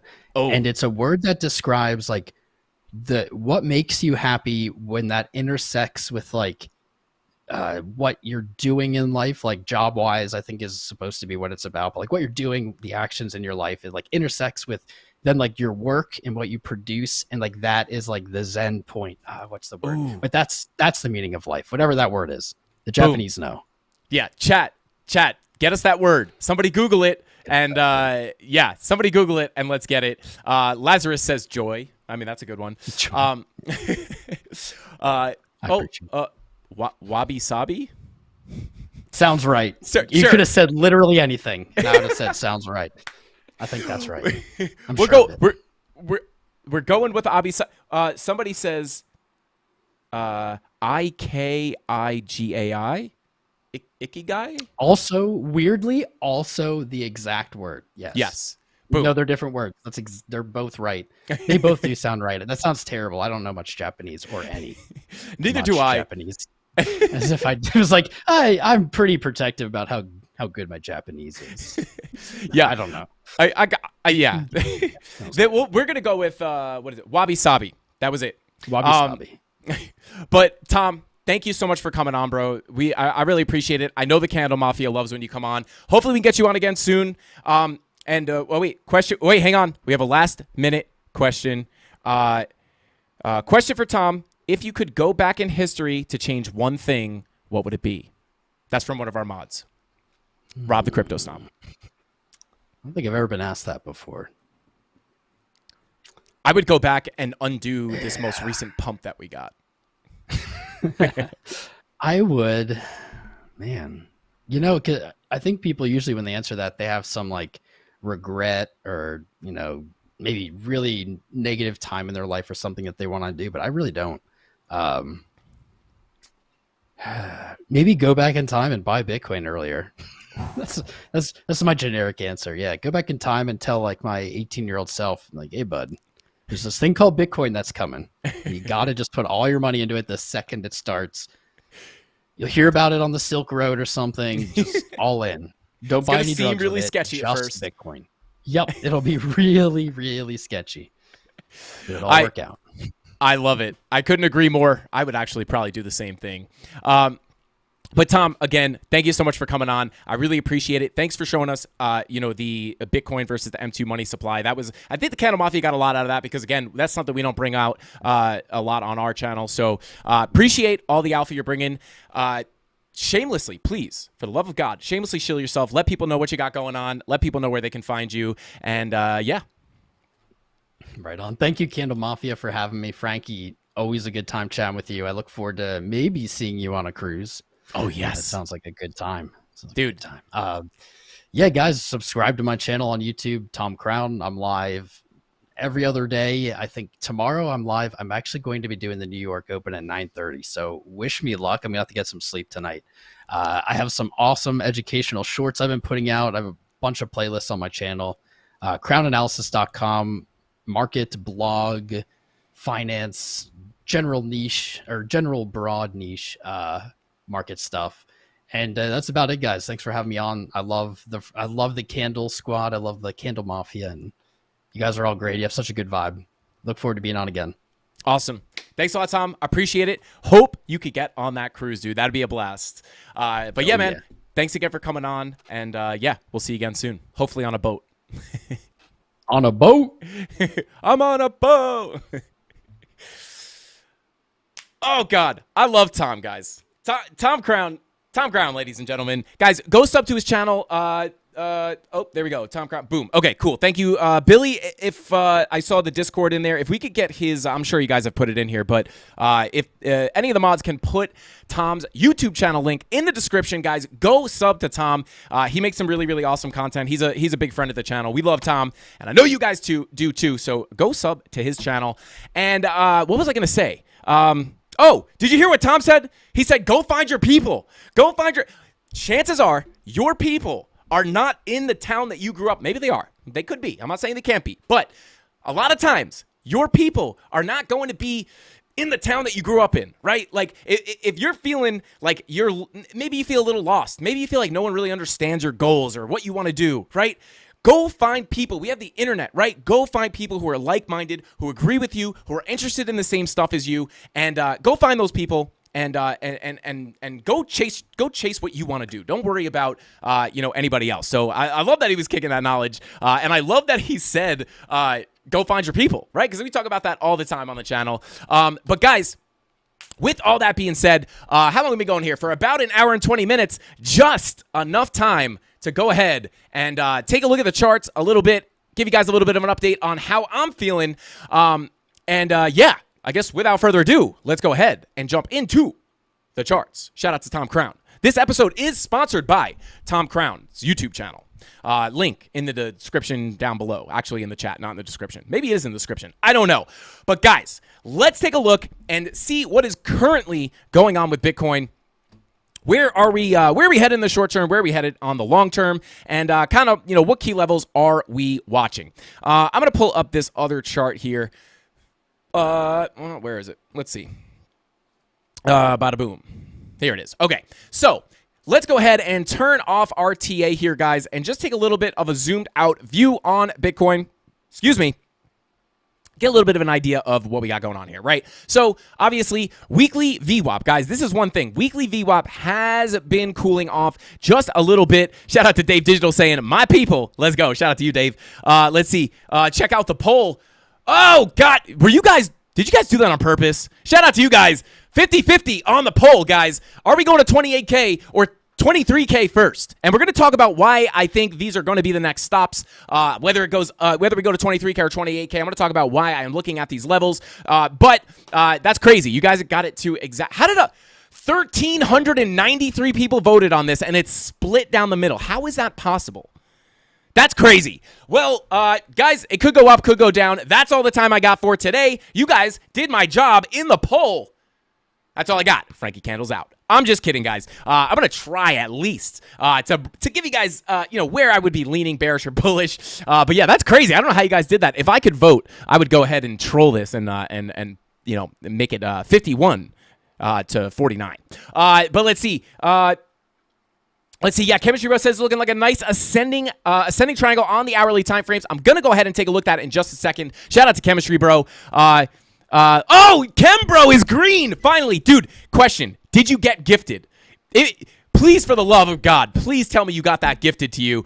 You deserve it, bro. I know you just everyone kept getting the memberships, and you were just like, what about me? Hopefully you got gifted that today. Shout out to Chemistry Bro. Let me know in the chat, bro. But guys, obviously, still leaning bullish, right, in the longer term, as we have for a while now with the higher high on the weekly. VWAP starting to cool off here, though. Got some support on that zero line here. This is hard, guys, right? VWAP coming down, got a bit of support on that zero line, came a little bit up. Money flow kind of coming up, kind of flowing back out here. This is a little bit of a sketchy situation here, but in general, the VWAP is starting to cool off here, so it's something I would watch closely. Likely when we print that red dot, it is going to give us a decent bit of a correction. So for the next real big move down, or the next actual hey, thanks to Hannah. Shout out to Hannah King, hooking up Chemistry Bill. Let's get it. Thesis himself in the chat. We got to get Thesis a membership too. Hey, Thesis, they basically just throw them in the air like I throw the money in the air. They're just dropping those memberships on everybody. So if you're in a live stream at any point this week, it's probably a high likelihood you will get gifted a membership. Shout out to Hannah, Crypto Billy, Crypto and Yogurt, Kenton, and I'm sorry if I missed anybody who gifted, but we got a ton of people gifting memberships. So let's go. Shout out to I Dismazed TV. Shout out to you, bro. He says, I love you. Hey, I love you back, bro. I love you back. But yeah, VWAP on that weekly is something I'm looking at. Obviously, it is looking to cool off. Getting kind of close to the overbought level. Not there quite yet, but this red dot on the weekly is something I'd be watching for a bigger move to the downside. 6-day. Kind of the same situation. However, your money flow does look a little bit better on the 6-day. Nothing really too different. 5-day, 5-day money flow is looking much better than the 6-day and the weekly. Yeah, I don't know what that is. I think shout out to Rob, said, now you're clipping. I think that should be better. Let me know, Rob, if that fixed it. I don't know what happened. For some reason, when Tom came on, I got really quiet. I don't know what happened. Thank you for that, Rob. Let me know if that's good. Let's see. Yeah. So, money flow on that 5-day is looking, pretty good, right? We're getting that money flow rounding off. See, that is really what I would like to see on the weekly. See how this money flow is starting to roll out here. I would like to see it act more like that 5-day where you get that nice curvature to the upside. VWAP, over that zero line, confirmed green dot. So really nothing to take away from there. Biggest thing I would take away from that 5-day is that money flow curving up. Definitely a decent sign. 4-day green dot is printing. So this is kind of your bullish case here, guys, in the short term. Hey, 84 Reckless, shout out to you. He says, what's up, Frankie? Shout out 84 Reckless. Thank you for that super chat, bro. Thank you for being here. Multi-sig dummy and Wendell in the chat. What is going on, guys? But yeah, shout out to 84. Thank you so much for the super chats, bro. You're always super chatting, always supporting the channel, and I do appreciate it very much, bro. I really do. But taking a look here, right? Money flow on that 4-day is in the green, looking pretty good. Also, one of those reasons why I'm leaning a bit bullish. Just the money flow is starting to look pretty good on these higher time frames. Green dot printing on the 4-day, and your 3-day does have that green dot confirmed. So here's kind of why, guys, we are at that make or break level, right? And for more reasons than one, right? Number one, we are obviously testing this very, very key level of resistance at about 25K. In my opinion, guys, that $25,200 level is the level we need to break to get that move up to 28 to 30K, right? And we're going to take a look at the specific levels in just a second. But again, we are testing a very key level. Now, we'll get to that in a second. I just want to talk about kind of the higher time frames on Market Cypher right now. But green dot confirmed on your 3-day. 4 days printed that green dot. 5-day also has that confirmed green dot. And your 6-day obviously actually just got support on the 0 line, but no green dot, right? So this is making me think that, or kind of, making it very, very wish-washy, because this is a pretty bullish sign, right? That 4-day green dot is a bullish sign. The 5-day confirmed green dot is also a bullish sign. And your 2-day now starting to roll over here, right? So we are getting some mixed signals. But the reason why I am being very cautious with this potential move to the upside, or I should say the opportunity to crack these highs and get that move up to 30K, at least right this second. The reason I am being a little bit careful is because you guys can see here, this is inevitably going to pull up our TA, so excuse the mess here. But you can see we are getting higher highs on these higher time frames into key resistance, right? That key resistance level is $25,000 essentially. These highs that we made back in August, as you guys can see, is going to be key level of resistance, right? And obviously we are tapping that level right now. Now, not only, guys, is this just our highs from just the highs back from August, not only are we just retesting those, but if we go ahead and grab our fixed range volume profile and pull our volume all the way from this candle down here, this 2-day candle from Sunday, the 12th of January of this year, or I'm sorry, this is not the range we need to pull it on. This is the range. Oh, sorry, guys. Bear with me for a second here. I'm looking at the wrong range. But you can see we are testing the value area high of this more macro range. This was like a super macro range. I don't know why I pulled it from there. But this macro range, you can see we are testing this value area high, right? And then if you zoom into the lower time frames here, you can see we do have a more local value area, which you can see the value area low, POC, and value area high right here. I'll pull that volume, and that goes from Wednesday, the 15th, all the way to the current price action. It's also the value area high of our local range, right? So coming up to the local value area high as well as the more macro value area high. Let me spawn that real quick. Boom, that pink line. So a little bit of confluence there, guys. On top of that, it is also obviously the highs from August that we are retesting before we got a massive, massive rejection from this level. And so this is kind of what I see happening, guys. We are either going to get a very, very, very strong rejection here because, again, something you have to realize is on that 2-day time frame, higher highs, and we are potentially going to put in a pretty aggressive bearish divergence here once that 2-day red dot prints over here. Money flow also starting to roll to the downside here. So this is obviously not printing yet. We could easily get support on the 0 line and get another push up. But that VWAP is coming down. Once we print the red dot and confirm it here, that would be a pretty gnarly bearish divergence on the 2-day.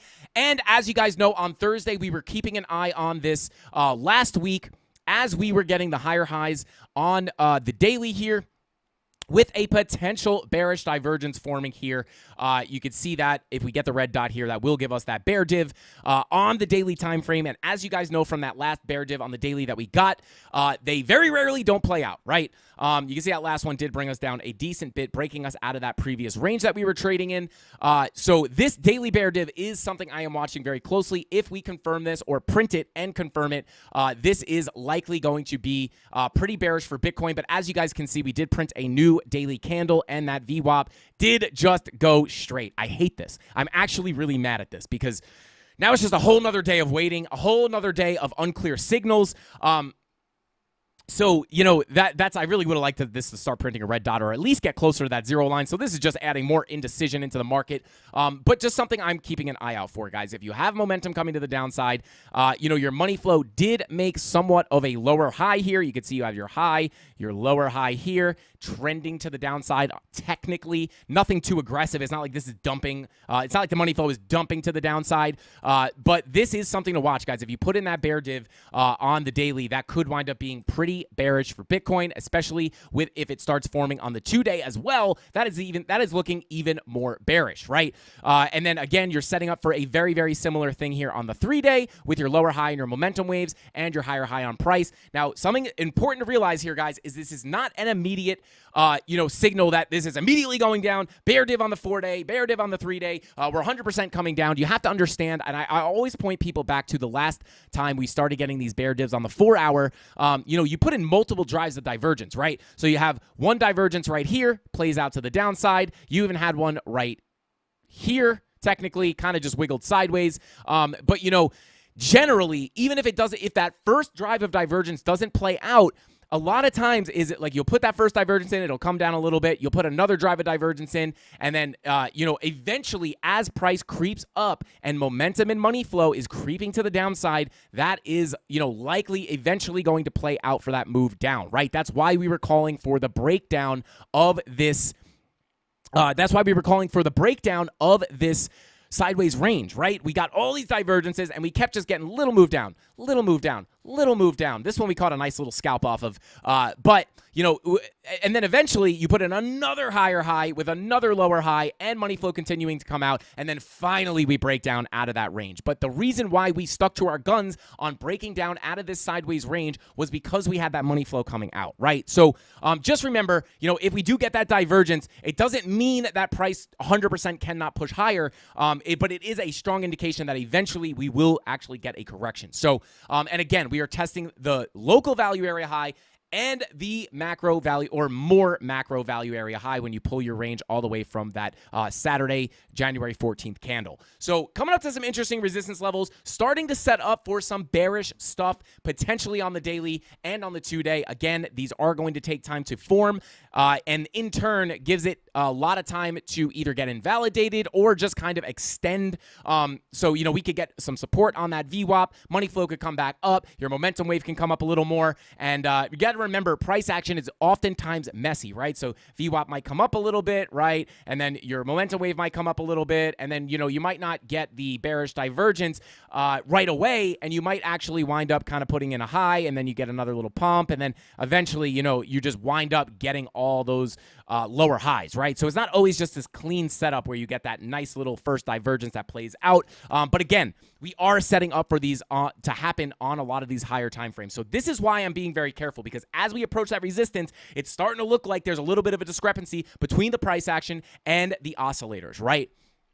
So just something to keep an eye on, guys. Also, very, very similar situation on the 4-hour as well. Jesus, these VWAPs, man. These VWAPs do not, can you guys tell I'm mad? These VWAPs are not going down. Do something. Go down, get us that red dot, give us some volatility. Obviously, guys, the traditional markets were closed today for the holiday, so just a little bit of like kind of weird sideways price action. But we did catch a nice little scalp in the premium Discord, guys. Again, value area, volume profile.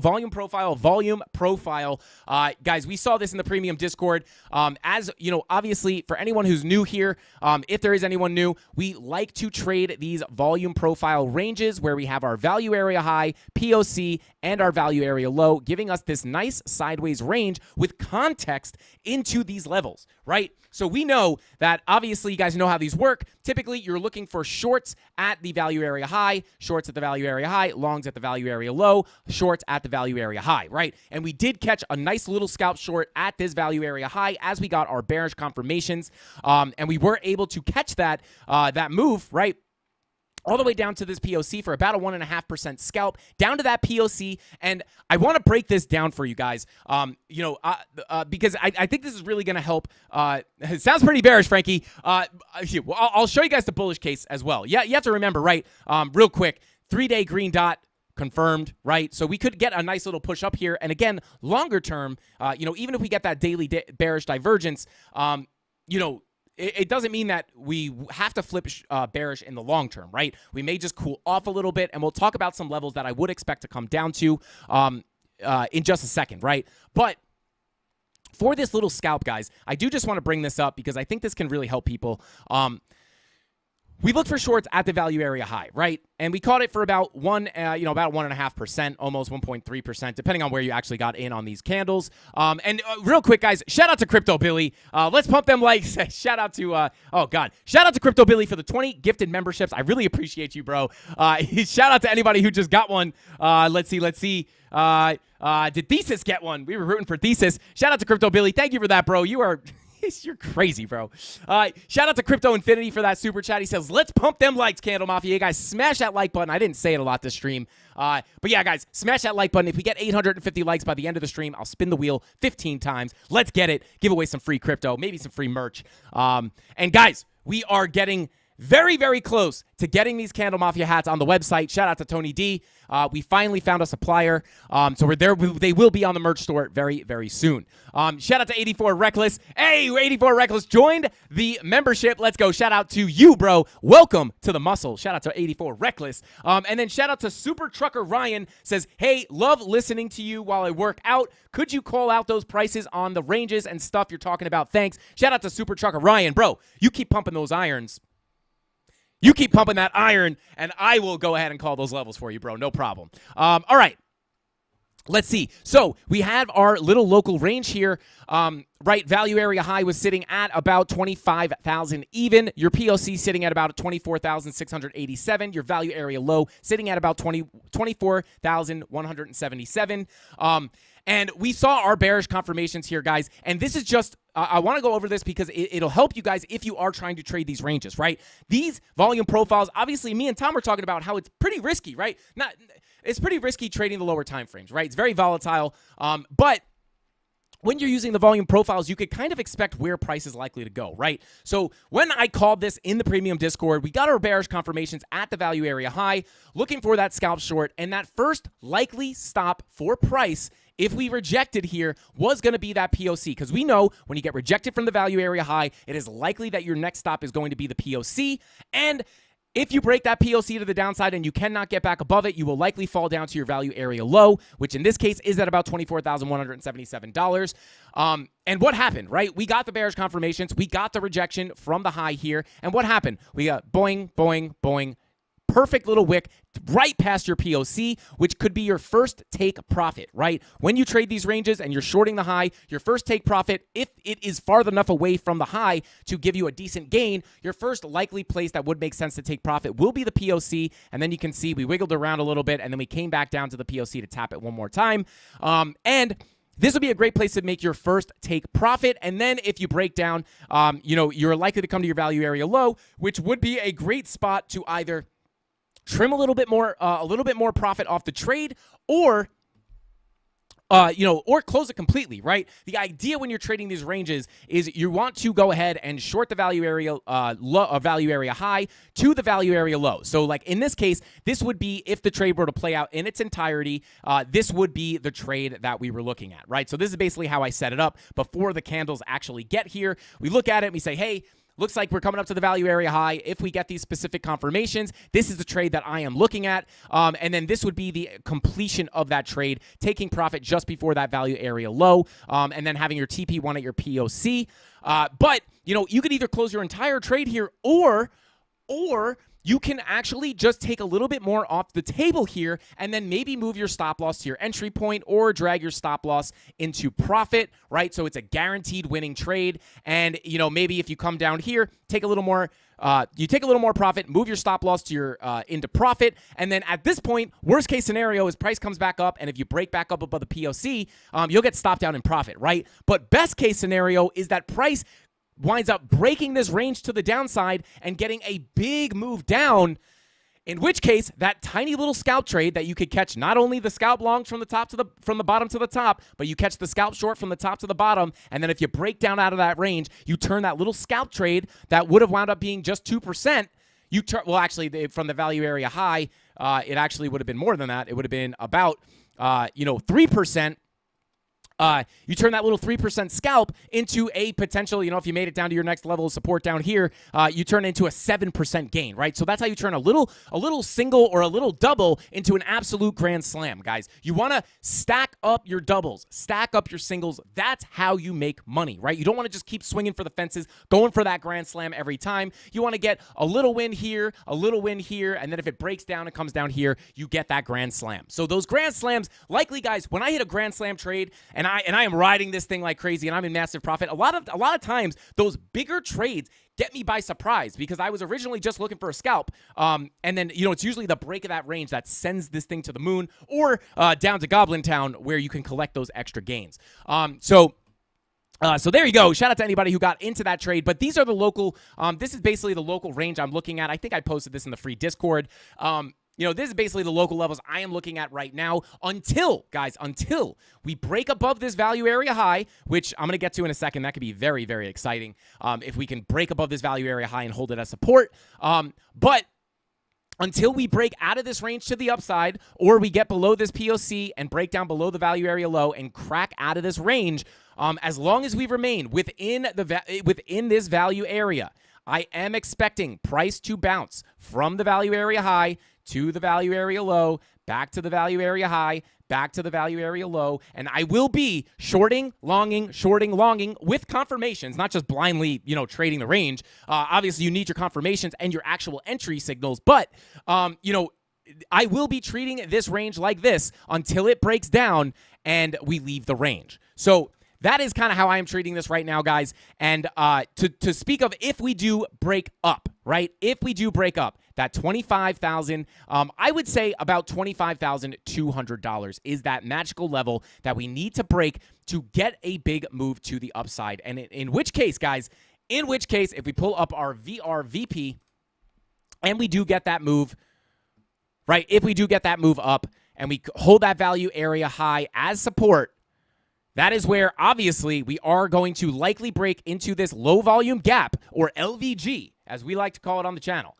Into this low volume gap. Hop up here, hold it as support. This is likely where price will get a big move up through that low volume gap. Eventually, potentially getting a move up to that 28 to 30K level. 30K is right about here at this high volume node, but you have to understand you're likely going to get some resistance at the lows of this previous range. We do this a lot. We have been doing this a lot recently, and that is pulling our profiles. I don't know why that happened. Pulling our profiles on previous areas of consolidation, right? So you pull a little range right here on this previous area of consolidation, and you could see the lows of this range, right? The value area low of this range comes in at about 28,500, and you could see this actual bottom of this wick right here is coming in at about 28K even, right? So that is likely going to give you some resistance, before you get to that 30K level. So if we could crack that 28K level, and more importantly, I'm going to draw this as a box, right? I'm going to draw this because you have the value area low as well as that little wick. So I'm going to draw this as a box. If you can flip this blue box to support, right, this would be very, very bullish in my opinion. If you could flip this blue box to support, it will put us back in this value area, right? Your value area high coming in right here at about $31,200. And, again, you could also come up to your highs that you made here. So I'm going to make this another box up here. So if we do hold that $25,000 value area high as support right down here, we could get that quick move through the volume gap. Your next likely level of resistance is going to be that $27,950 level or $28,000 level. And then if you could flip that blue box to support, it would be likely that you come up to visit not only just the value area high at about 31.2 or 31,250, but you could even pop up to revisit those highs at about $32,500. So again, the reason why this would happen is because right now, you could see we are trading around this high volume area. We are basically just ranging in this value area, right? So maybe price comes back down to the value area low and ranges here for a little longer. But again, if we break out here, we are leaving this area of interest. We are leaving this value area. And when you leave a value area, price will naturally hunt out the next high volume node or the next area of balance. So once we leave here, we will fly into that low volume gap and likely go hunt out that next high volume node, which is coming in right here at about 30K. And now you guys have a little bit more insight into the exact levels here. This is the sauce, guys. This little value area, trick with the value area low, this is the sauce, right? So that is why I am looking at these levels, and it's again why I like the this is why I like the value areas so much, right? Because now I know that this blue box is not just a level of resistance that we want to flip to support. The reason we want to flip it to support is to get accepted back into this area of balance, right? And if we do, we will likely range up here or flip that value area high to support. And at that point, where are we going to go? Pop quiz. Pop quiz, everybody. I'm starting to lose my voice. Pop quiz. If we flip this value area to support, where is price going to hunt out naturally next? The next high volume node. The next high volume node, which comes in right here at about $38,000, right? And again, just like here, you're not going for that exact, high volume node. You have to understand that there are levels before that high volume node that are likely to act as resistance, aka these lows down here, around 37K. And, we'll get to this, when it comes time. But you're essentially doing the same thing. If this becomes our new value area and then we leave that value area, we have another gap here and price is likely to hunt out this next high volume node, which gets you into that $38,000 level. And with that being said, WTBS, you can see here, this is kind of, we were talking about that.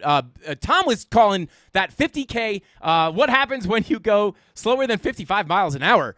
Beer Dripreneur. I don't know. Hit me in the chat with that. But Tom just mentioned that $50,000 level, and I know a lot of people are probably thinking, like, what does he mean 50K? Guys, that's not a crazy thing, right? You have to understand that our macro golden pocket, when pulled from the all-time high all the way to the low that we made back here, does come in at between about 48 and 50K, this golden pocket, right? Now, the interesting thing about these golden pockets, guys, is that I believe, if I'm not mistaken, we come up to test these golden pockets often, right? You can see the last all-time high. This may not work. I don't know. But this is our all-time high from 2017. If you pull a fib from there to the all-time low right about here, what happened, right? We came down, we bottomed out, we wiggled sideways a little bit, we got that breakout, and then we went on this fake-out bull market rally, fake-out bull market / bear market rally, and we came up to test that macro golden pocket before absolutely getting nuked right back down to the lows.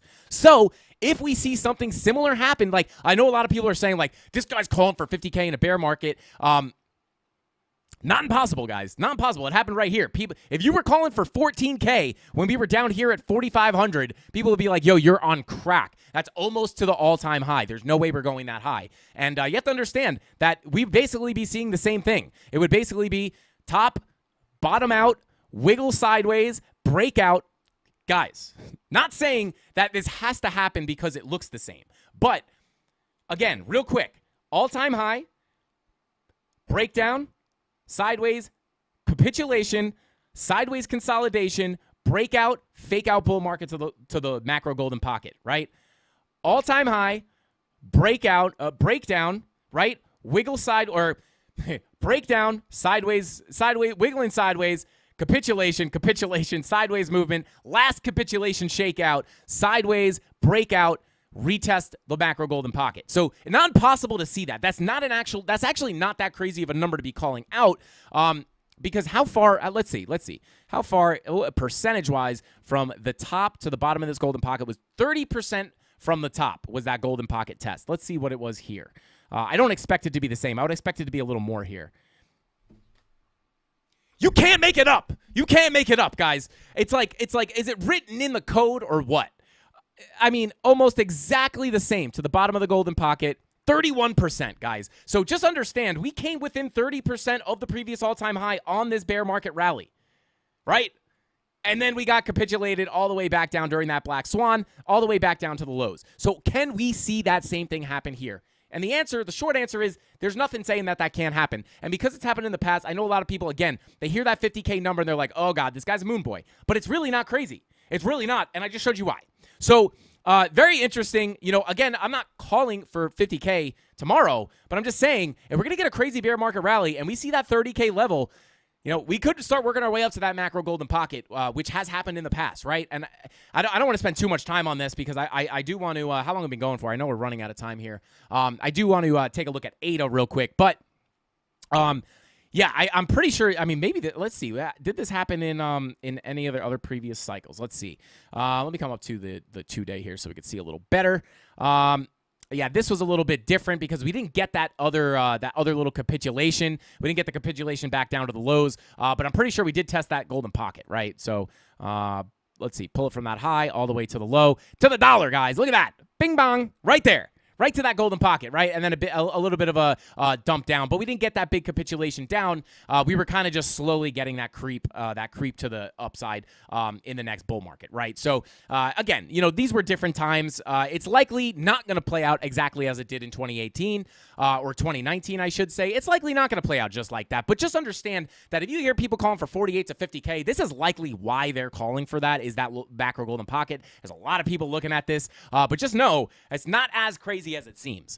Just not as crazy as it seems. So there you go, guys. That is basically how I'm feeling on Bitcoin. Again, watching that 2-hour bear div could wind up flipping very bearish. That daily is also looking for that gnarly bear div. Another thing I'm looking at to the downside, but don't be surprised if we get another push to the upside because we have to be careful of that green dot on the 3-day, the green dot printing on the 4-day. Unless, these could easily get VWAP flops, a green dot with an immediate red dot right after, and, we just have to be very, very careful. But you also have your 4-hour VWAP cooling off. So this is likely going to print this red dot very soon, hopefully tonight.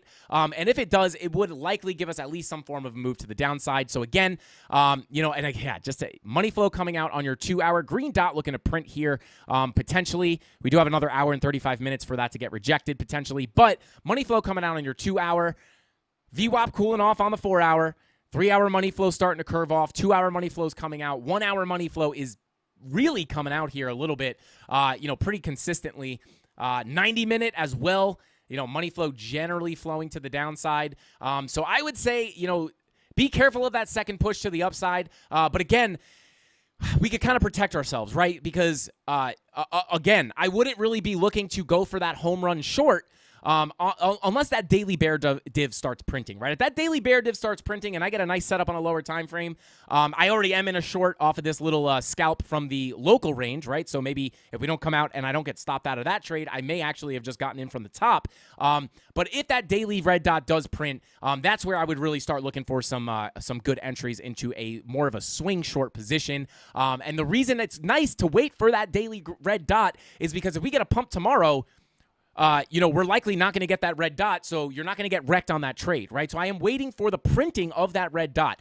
So in case we pump tomorrow, you're kind of protected, right? Because we're waiting for that red dot anyway. So that's kind of how I'm feeling, guys. Again, major levels to the downside I will be watching on Bitcoin is, again, going to be this little local range here. You guys can screenshot these levels if you want. I don't know why I just gave you permission as if you can't just screen record this whole live stream, but I'll just leave it still for a second in case anybody wants to screenshot them. So I will be just trading this as a range, currently in a short from the highs here. Did not take profit, unfortunately. I was not looking at the chart. I did not have my take profit set. It's a pretty small trade, but I am in that short, so hopefully we can get a breakdown below that POC right at least to the value area low. But these are really, I'm going to be treating this as a range. If we come down to that value area low, that's kind of where I would be looking for support to begin with. And then, if we break down below this level or below this range, another big level I would be watching to the downside will be this local golden pocket / high volume node / POC right here, basically this blue box. We may come down to test this high volume node before continuing higher. And then again, you have the context of this value area. If you break below this POC decisively, you may be on your way to come down to the macro value area low at about 21,709. So if we break down, right, let's say we go below the POC, get down to the value area low, we bearishly retest, break down below that. That next major level I would be looking at is basically come test this high volume node. And then you can see you have another little spike in volume right here as it gave us a little support in this area right here. So you can look for some support at that level as well. This little high volume node right here coming in at about $23,781. Let's see. Dave Digital said Can you give us a DGen 100x paper trade? DGen 100x paper trade. Here you go. DGen 100x paper trade will be, let's see. I'll give it to you here, right? Let's see. I'll give it to you right here. Paper trade. DGen paper trade. I'll give you the setup. This is not to be taken seriously, guys. This is a joke. I repeat, this is a joke. Do not blindly take this trade. You will lose all of your money, and you will never be successful in life. And then you'll have me to blame, this crazy guy on the internet that screams about imaginary money that doesn't even really exist. I'm just kidding, guys. But yeah, DGen 100x trade. Let's see. I'd say, listen, if I was looking for a DGen 100x trade that I would never take, Gala to 0, ADA to nowhere. Shout out to Thesis. I'm going to take a look at them in just a second, bro. Yeah, I know. ADA's a stable coin. Let's see. Tyler Rayburn, Frankie serving hot sauce tonight. Let's go. Shout out to Tyler Rayburn. I appreciate you, bro. No, did Crypto Billy... No. Okay, good. Okay. Shout out to Clinton Query. What's up, bro? Thank you for being here. I appreciate you for the super chat, bro. He says thoughts on ADA. Let's take a look at it right now. We're in just a second after I give you this DGen setup. What I would do for a DGen setup, guys, is I would wait for a potential breakdown of that POC. If we could get that breakdown to that value area low, I would be looking for long positions here, in which case I will blindly, as soon as we tap this level at about 24,177, I will blindly enter this trade with absolutely zero analysis. I would make my stop loss very big and horrible. So if I get stopped out, I get completely wrecked. And then I would basically put no take profit on this. And I would just hope we go to 100. Here, I'll give it to you guys. Right here. This is the DGen. This is the 100x DGen trade. First take profit is going to be at $108,000. So when Bitcoin hits $108,000, that's the first take profit for me. And that trade will be entered right here with absolutely zero confirmation and zero risk management. Shout out to Dave Digital. I'm just kidding, guys. But in all realness, I will give you a little bit of a listen, because we talk about this a lot on the live stream, right? If we do get a breakdown and we come down to this value area low, and, let's see if I can, if we could come down to that value area low, again, being very careful because money flow is coming out on that 2 hour with the 4 hour VWAP coming down. That's kind of bearish. But if we can get bullish confirmations, maybe some bull divs on the lower time frames, maybe that 15-minute gives you a bull div. Maybe you're getting some green dots on the 1 hour, the 2 hour, right? You can get some bullish confirmations, money flow coming up on the lower time frames as well. Maybe you're getting a 4 hour green dot, right? Maybe we come down, we get the 4 hour red dot, you get a move down to the value area low, right? You kind of wiggle around here for a little bit, and then as it comes time for that green dot to print on the 4 hour, maybe that 15-minute money flow is starting to come back up into the green, and you could get a nice little bullish divergence or something like that, some kind of an actual entry signal at that value area low. I would be looking to get into a long position at this level, eventually targeting that value area high with a take profit here at the POC first. So I would look to ride this up, take some profit at the POC, ride it up to the value area high, and then maybe we get that break up to 30K, and you can hold this thing all the way to 30K. So there's your little freebie DGen 100x trade. Not financial advice, guys. I'm not telling you to take that trade, but just something to look for, right? We could come down to that value area low perfectly and get no bullish confirmations, in which case you wouldn't want to enter along. But if you get bullish confirmations down here, there's your little DGen trade there.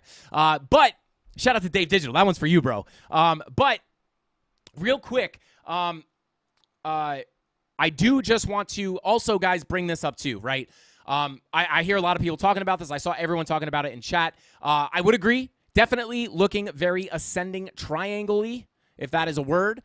Definitely looking pretty ascending triangle-y. You have your flat level of resistance right here with your higher lows on your price, right? Higher low, higher low, higher low, yes, lower low, but that was just a deviation out of the pattern. Then you got another higher low, another higher low. So this could wind up squeezing to the upside. Typically, you do see these squeeze up more often than they squeeze down. So it is looking like an ascending triangle for sure. I definitely see what you guys are talking about. I know I didn't touch on it. I didn't want people thinking, Frankie didn't see the ascending triangle, so it's invalid. I definitely see what you guys are talking about. And again, we're at a make or break moment here, guys. Either going to be those heavy bearish divergences on the higher time frames are pretty scary looking. But you do have that bullish pattern kind of forming here with this flat level of resistance. But again, with the 4-hour red dot looking to print very soon, this is likely going to be our next move down is on that 4-hour red dot. Okay, so with all that being said, Indiana Candle says, oh, whoa, that's weird. Shout out to Indiana Candles. I did not even see that chat, but I saw people talking about it before. So there you go. I definitely, yes. Yes, I'm glad I brought that up then because you just asked about it. Yes, I 100%, yes, I totally see what you're saying. That I would definitely, this is an ascending triangle for sure. So there you go. And that is a bullish pattern for anybody who is curious. Let's go. Frankie giving signals, not financial advice. Shout out to Curtis Neal. Not a trades. Hashtag not a signal. Shout out to Curtis. All right, guys, let's go ahead and let's see. Oh, God, Chemistry Bro, too, just brought it up. Yeah, that 1 to 4 hour ascending triangle is forming nicely, though. We shall see how indicators line up with it. Yeah, absolutely. So, again, guys, make or break moment here. One thing to realize is I want to see what this red dot gives us on the 4 hour, right? Because if this 4 hour bear div doesn't give us a big move down, then that makes me think that it's likely that that ascending triangle will break to the upside. But we're going to have to wait. But the good thing is, really all you need to know is that this is the key level. This value area high is likely going to be the key level that we have to decisively flip to support. So that's what you can keep an eye on. So with all that being said, guys, I know we're running out of time here. Let me go ahead and pull up Cardano real quick. Yeah, everybody's saying Cardano's a stable coin. Yeah, not looking. Hang on 1 second. Yeah. Okay, go back to ADA. All right, I just wanted to check something. Okay, so looking at ADA, you are printing a red dot on the 10-hour with your money flow crossing back over into the red. That would be more bearish. 12-hour is crossing back over into the red with your money flow.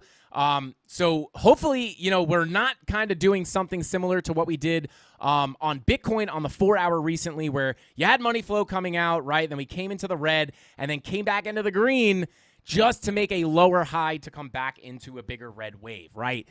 This is, obviously we did cross back into the green. It's like, oh, this is exciting. But I always caution everybody, we could likely just create another lower high, which is essentially what just happened here. And now we are crossing back into the red. So because of that, I would lean a little bit more bearish on the 12-hour. 16-hour looking for something very, very similar. But VWAP's coming up. Also, looking somewhat bullish. This is looking somewhat bull pennanty, right? Let's draw that out for you guys. So this would be, that looks like bullish consolidation to me, which would typically squeeze to the upside. But taking a look at the daily, yeah, daily red dot also looking to print. And you would have a pretty nasty bear div on the daily as well. Money flow rolling out on the daily. 12-hour money flow rolling out. 10-hour money flow is crossing over with the red dot. Your 6-hour red dot is also printing. You have the 8-hour red dot as well. Yeah, 8-hour red dot. Oh, baby, what's the 30-minute doing? Crossing over into the red. Yikes. I want to say this thing looks, it's kind of hard to call, guys, because you do have bullish consolidation on these higher time frames with this, this does look kind of bullish here with this little bull pennant-ish looking thing. But with the 8-hour red dot, with the 6-hour red dot, and your 4-hour red dot confirmed, oh, God, if these red dots do not break ADA down, then it would be very, very bullish, would be pretty bullish, right? But, again, you have a lot of things pushing you to the downside right now. And, again, that daily red dot being that main thing for a big move down that I'd be watching for.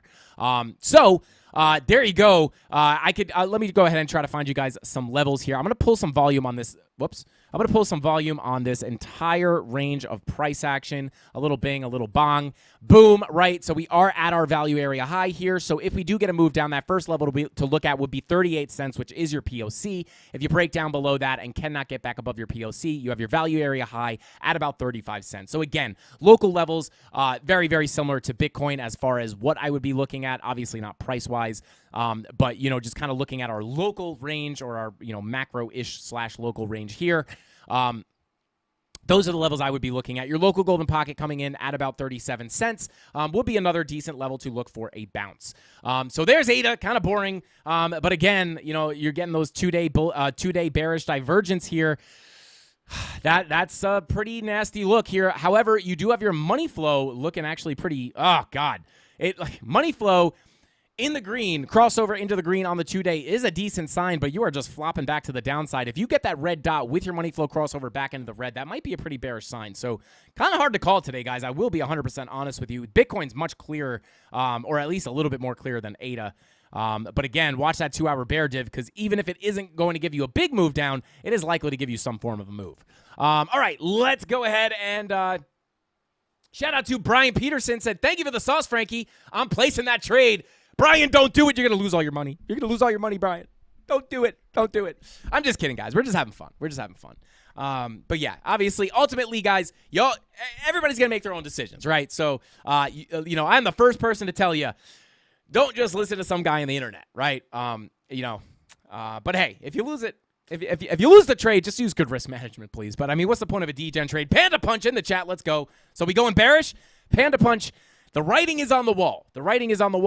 But we are at a very, very, very, very key level. So if Bitcoin pops that 25K level, those bearish signals could get invalidated, but they are definitely popping up. But I'll keep you guys updated as things develop. All right, here we go. We are basically out of time here, guys, but I will go ahead and Gala was that other one that we were going to look at. Crypto Totoro, thank you for asking, bro. He says, are you feeling better? Did you end up getting sick? I think I was sick. I never really got any fever or anything. I was just really stuffy and sounded really nasty. I sounded more sick than I felt sick. But it didn't get worse, if that's what you're asking. So thank you for asking. Yeah, I guess I kind of got sick, but it wasn't that bad. Is essentially how it played out. All right, let's see. Shout out to Panda. Yeah, Panda Punch came in. I just gave him the quick sauce and he's out. Let's go. Shout out to you, bro. Thank you for stopping by. And bro, we're coming for that. We're coming for that check mark, bro. Let's get it. All right, let's go ahead and see. I did the 100x and lost everything. We'll tell dad jokes for food. Shout out to Nomad Dad. Let's go, bro. I'm always here for your dad jokes, bro. Taking a look at Gala. Yeah, 2-day money flow looking nice, right? The money flow doesn't look bad on the high. Yeah, starting to round up on the 3-day as well. Daily money flow is in the green. VWAP coming to the downside. No bear div on Gala, so this is looking a little bit better. But you guys can see we are testing this high volume node. This will be a big level to get above, right? We did get above it for a cool little bit, right? And then we got back below it. And now, even if you just, even if I just drag price over there, you can see we are basically just hitting our head against this high volume node, right? So we'd have to hop up above this before getting another move up.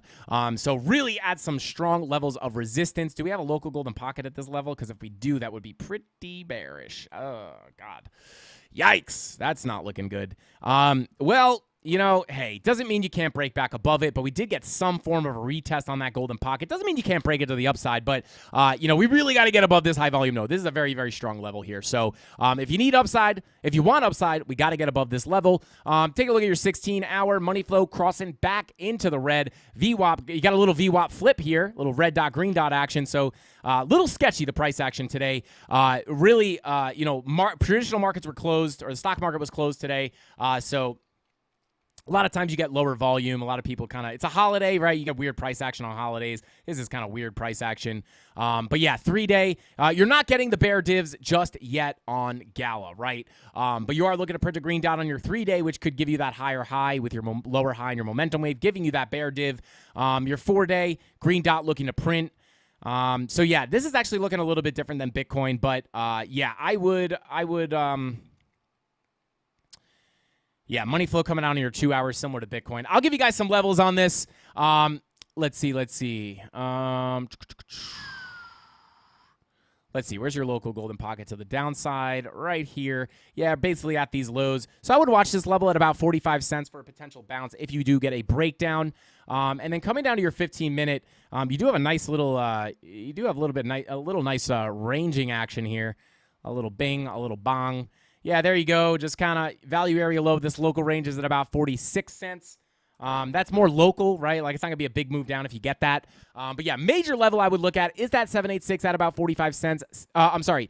Golden Pocket at about 45 cents. Your 786 coming in at about 43 cents. And then I'm going to pull this little more macro range here. Go like this. Yeah, and then these lows down here would be a big level to hold at about 4 cents. I'm saying the wrong thing. I said 45 cents. What I meant was 4 cents. So Golden Pocket at 4 cents, right? And then your 786 coming in at 0.043 cents. And then that macro VAL is coming in at about 0.040 cents, right? So kind of hard. You guys could just screenshot these actual numbers here because they all sound the same. But those are basically the major levels I would look at to the downside. The real level you do not want to lose, guys. The major level you don't want to lose is basically going to be the value area low at about 4 cents right here. If you break down, you could see you do have a bunch of volume spikes in here, but you generally start to fall off with the volume, and then your next highest volume node is down here about 2.5 cents. So that is something to look at. But again, your value area low at about 4 cents is going to be that major level to look at. Yeah, 40. Thank you, Rob. Yeah, I'm going blind, bro. Going blind. Shout out to Rob the Crypto Snob. Thank you for being here, bro. All right, Jay Smart, thank you for the super chat, bro. Says, can you check out Stepwatch? Yes. Stepwatch.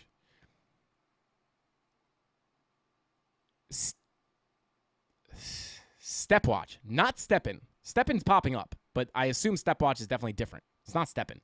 I don't know if this is what I'm looking at. Shout out to Jay Smart. Quick reminder, guys. Quick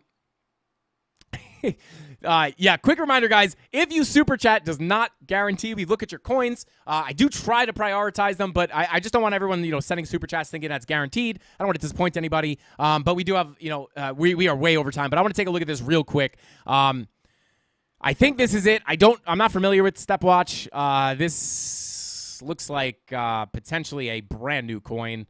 This is kind of like, I don't know what the market cap on this is, but this is kind of what me and Tom were just talking about with these newer coins. Is very hard to do TA on.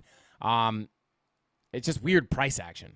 But yeah, I mean, you are coming down to a key level of support here. If we pull a range right here, it's likely going to be a key level. Yeah, this value area low, high volume node. If you lose this value area low, you're likely going to come down and visit the 0.0024 cent level.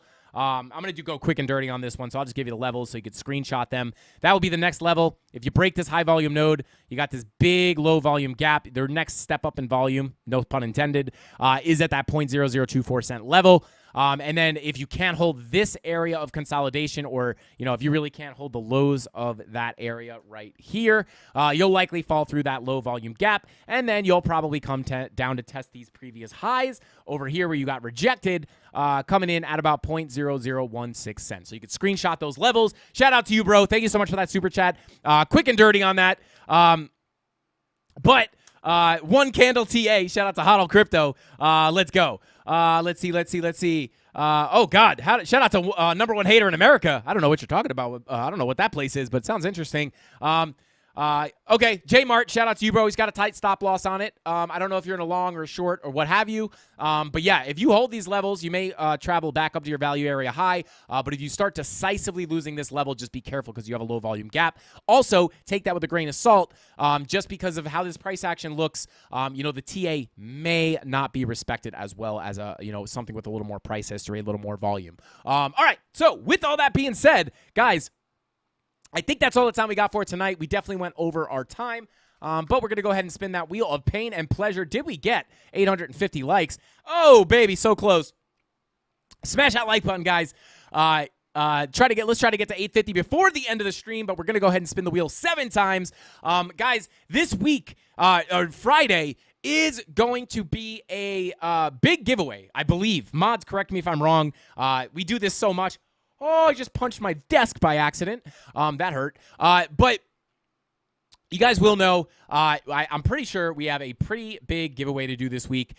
We had a lot of giveaways from last week. We had a bunch of really, really high viewer shows. And that resulted in a whole lot of likes, which resulted in a whole lot of wheel spins, which resulted in a whole lot of giveaways, which resulted in Frankie Candles having to get rid of his home and moving into a refrigerator box and living on the street. But I do it for the Candle Mafia. Let's go. Shout out to iStack Crypto. Says Frankie Candles, can you chart Rune for me? I'm in a short. I apologize. Shout out to iStack Crypto. We are out of time, and if I keep taking requests, we're gonna have to stay here forever. But let me go ahead and do a little mobile analysis for you while we continue to spin the wheel, because we are way over our time. But I don't want to leave you completely hanging. At least if I can do a little bit of analysis, even if it's on a phone. I can. You know what? Why even do it on a phone? Let me just. I'll just drag it onto the other screen. Bada boom. Okay, here we go. Oh, shout out to Hannah King gifting 10 Frankie Candles memberships. Let's get it. Shout out to you guys. Let's see. The Dominican Crypto was gifted. Brian Chacon was gifted. Shout out to you, man. Richard was gifted. Seek and Hunt. What is going on, bro? You just got gifted a membership. Shout out to you, bro. Anthony just got gifted a membership. Zane got gifted a membership. And that was 10, I guess. Oh, yeah. And Lost Prophet, let's go. Shout out to Lost Prophet, Crypto Fire, and the Guzman. Let's go. Shout out to Hannah. Let's go. Hannah and Crypto Billy about to be like the crowd favorites. Let's get it. Shout out to you. Let me go ahead and check out Rune for our boy. I got you, man. I got you. No problem. Thanks for the positive. Hey, shout out to Biomex. Thanks for the positive vibes. Needed that today. With best trading TA. Shout out to Biomex, man. Listen, bro. It's these are the chats, man. These are the chats that get me. Like, it's one thing when someone hits me up and they're like, man, you taught me so much about trading. You helped me make so much money. I get these like crazy messages, man. Like, never thought I'd be able to help people the way that we're helping them on this channel. And that's like really magical, but something hits different when someone's just like, hey, bro, I was having a bad day and like I watched your live stream. You just made me smile. Like, you made me laugh, bro. Like, your energy is good. And God, that's crazy. Shout out to Biomex. I love you, bro. It's just crazy to be able to do that, man. And like chats like that hit different, man. Like, it's almost like, listen, if I can make you money, that's amazing. If I can make you some money and make you happy or make you have a better day or just improve your day at all, that's just something crazy, man. That's wild. Shout out to Crypto Anon. Said, I just went back and watched your first stream. Man, you have come a long way. Much love, bro. Shout out to Crypto Anon. Yikes, dude. I would love to go look at my first live stream, but that might be cringe city for me. I bet the energy was low AF. Hey, what's going on, guys? Welcome back to the stream. Today we're gonna do some TA on Bitcoin, and we got Captain Kirk in the chat, Crypto Billy Chemistry, bro, Crypto Anon. I'm already cringing. Yeah, I've gone back and watched. Shout out to Chemistry, bro. Much love to the Candle fam. All love. Let's go. You guys are the best. Maybe I do that. Maybe I record myself watching my first ever stream, and you guys can watch me squirm. I'm going to give you guys 10 spins. I don't know. I see a 7. I can't see the whole number. We got 700 and something likes. You guys are amazing. Shout out to Tom Crown. I hope you guys got a really, got some value out of what Tom was talking about. We love having him on. Oh, my God. Guys, we might have to stop the wheel spins this week. Oh, my God. We're going to wind up giving so much stuff away. 1, 2, 3, 4, 5, 6, 7, 8, 9 giveaways on a Monday.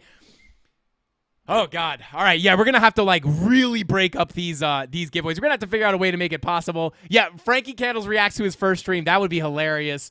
Hey, Palmetto Nick in the chat. This is exactly how it was. That is exactly how it was. No way. Oh, God. Oh, God. Cringe City. I felt so lost without the Candle Mafia stream on Friday. Shout out to Hannah King. Yeah, guys.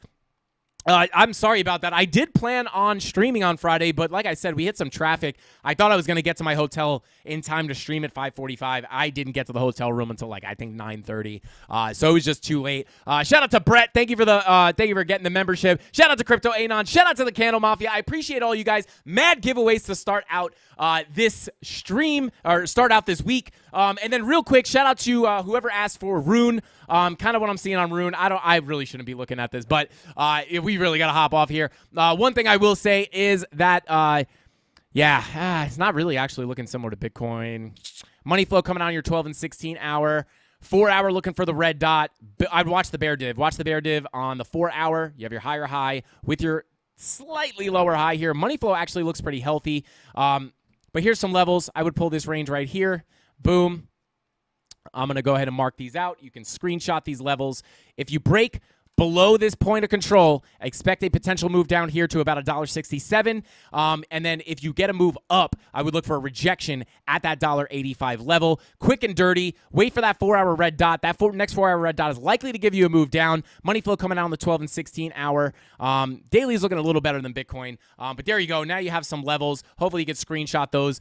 Sorry it's quick and dirty, but we are running so far behind, and I can already smell what Mrs. Candles is cooking.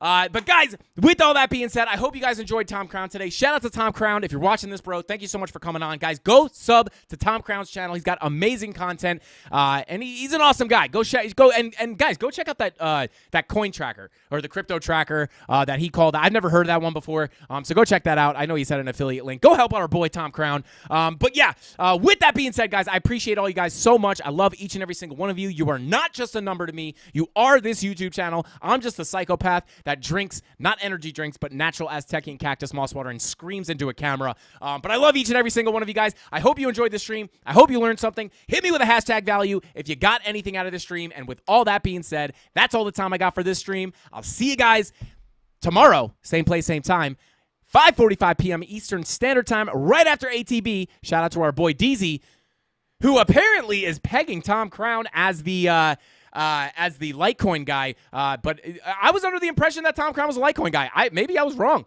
It seems like they just put that on him. But hey, shout out to Litecoin, shout out to Tom Crown, shout out to Deezy. I'll see you guys tomorrow, same place, same time, 5:45 p.m. Eastern Standard Time. That's all I got. Frankie Candles out. Bing bong.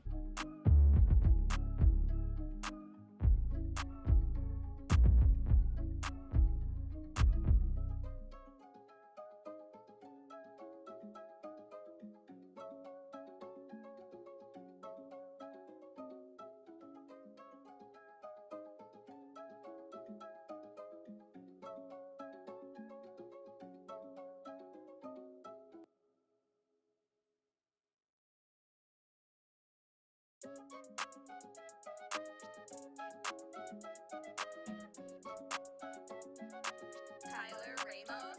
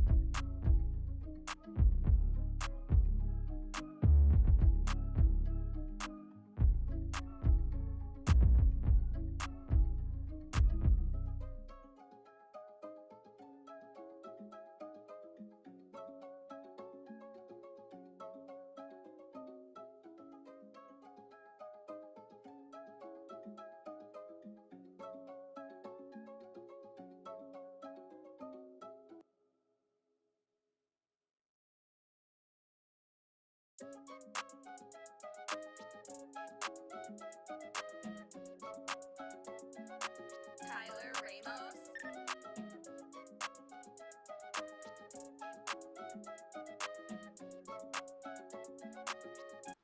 No, pretty good numbers on the stream, dude.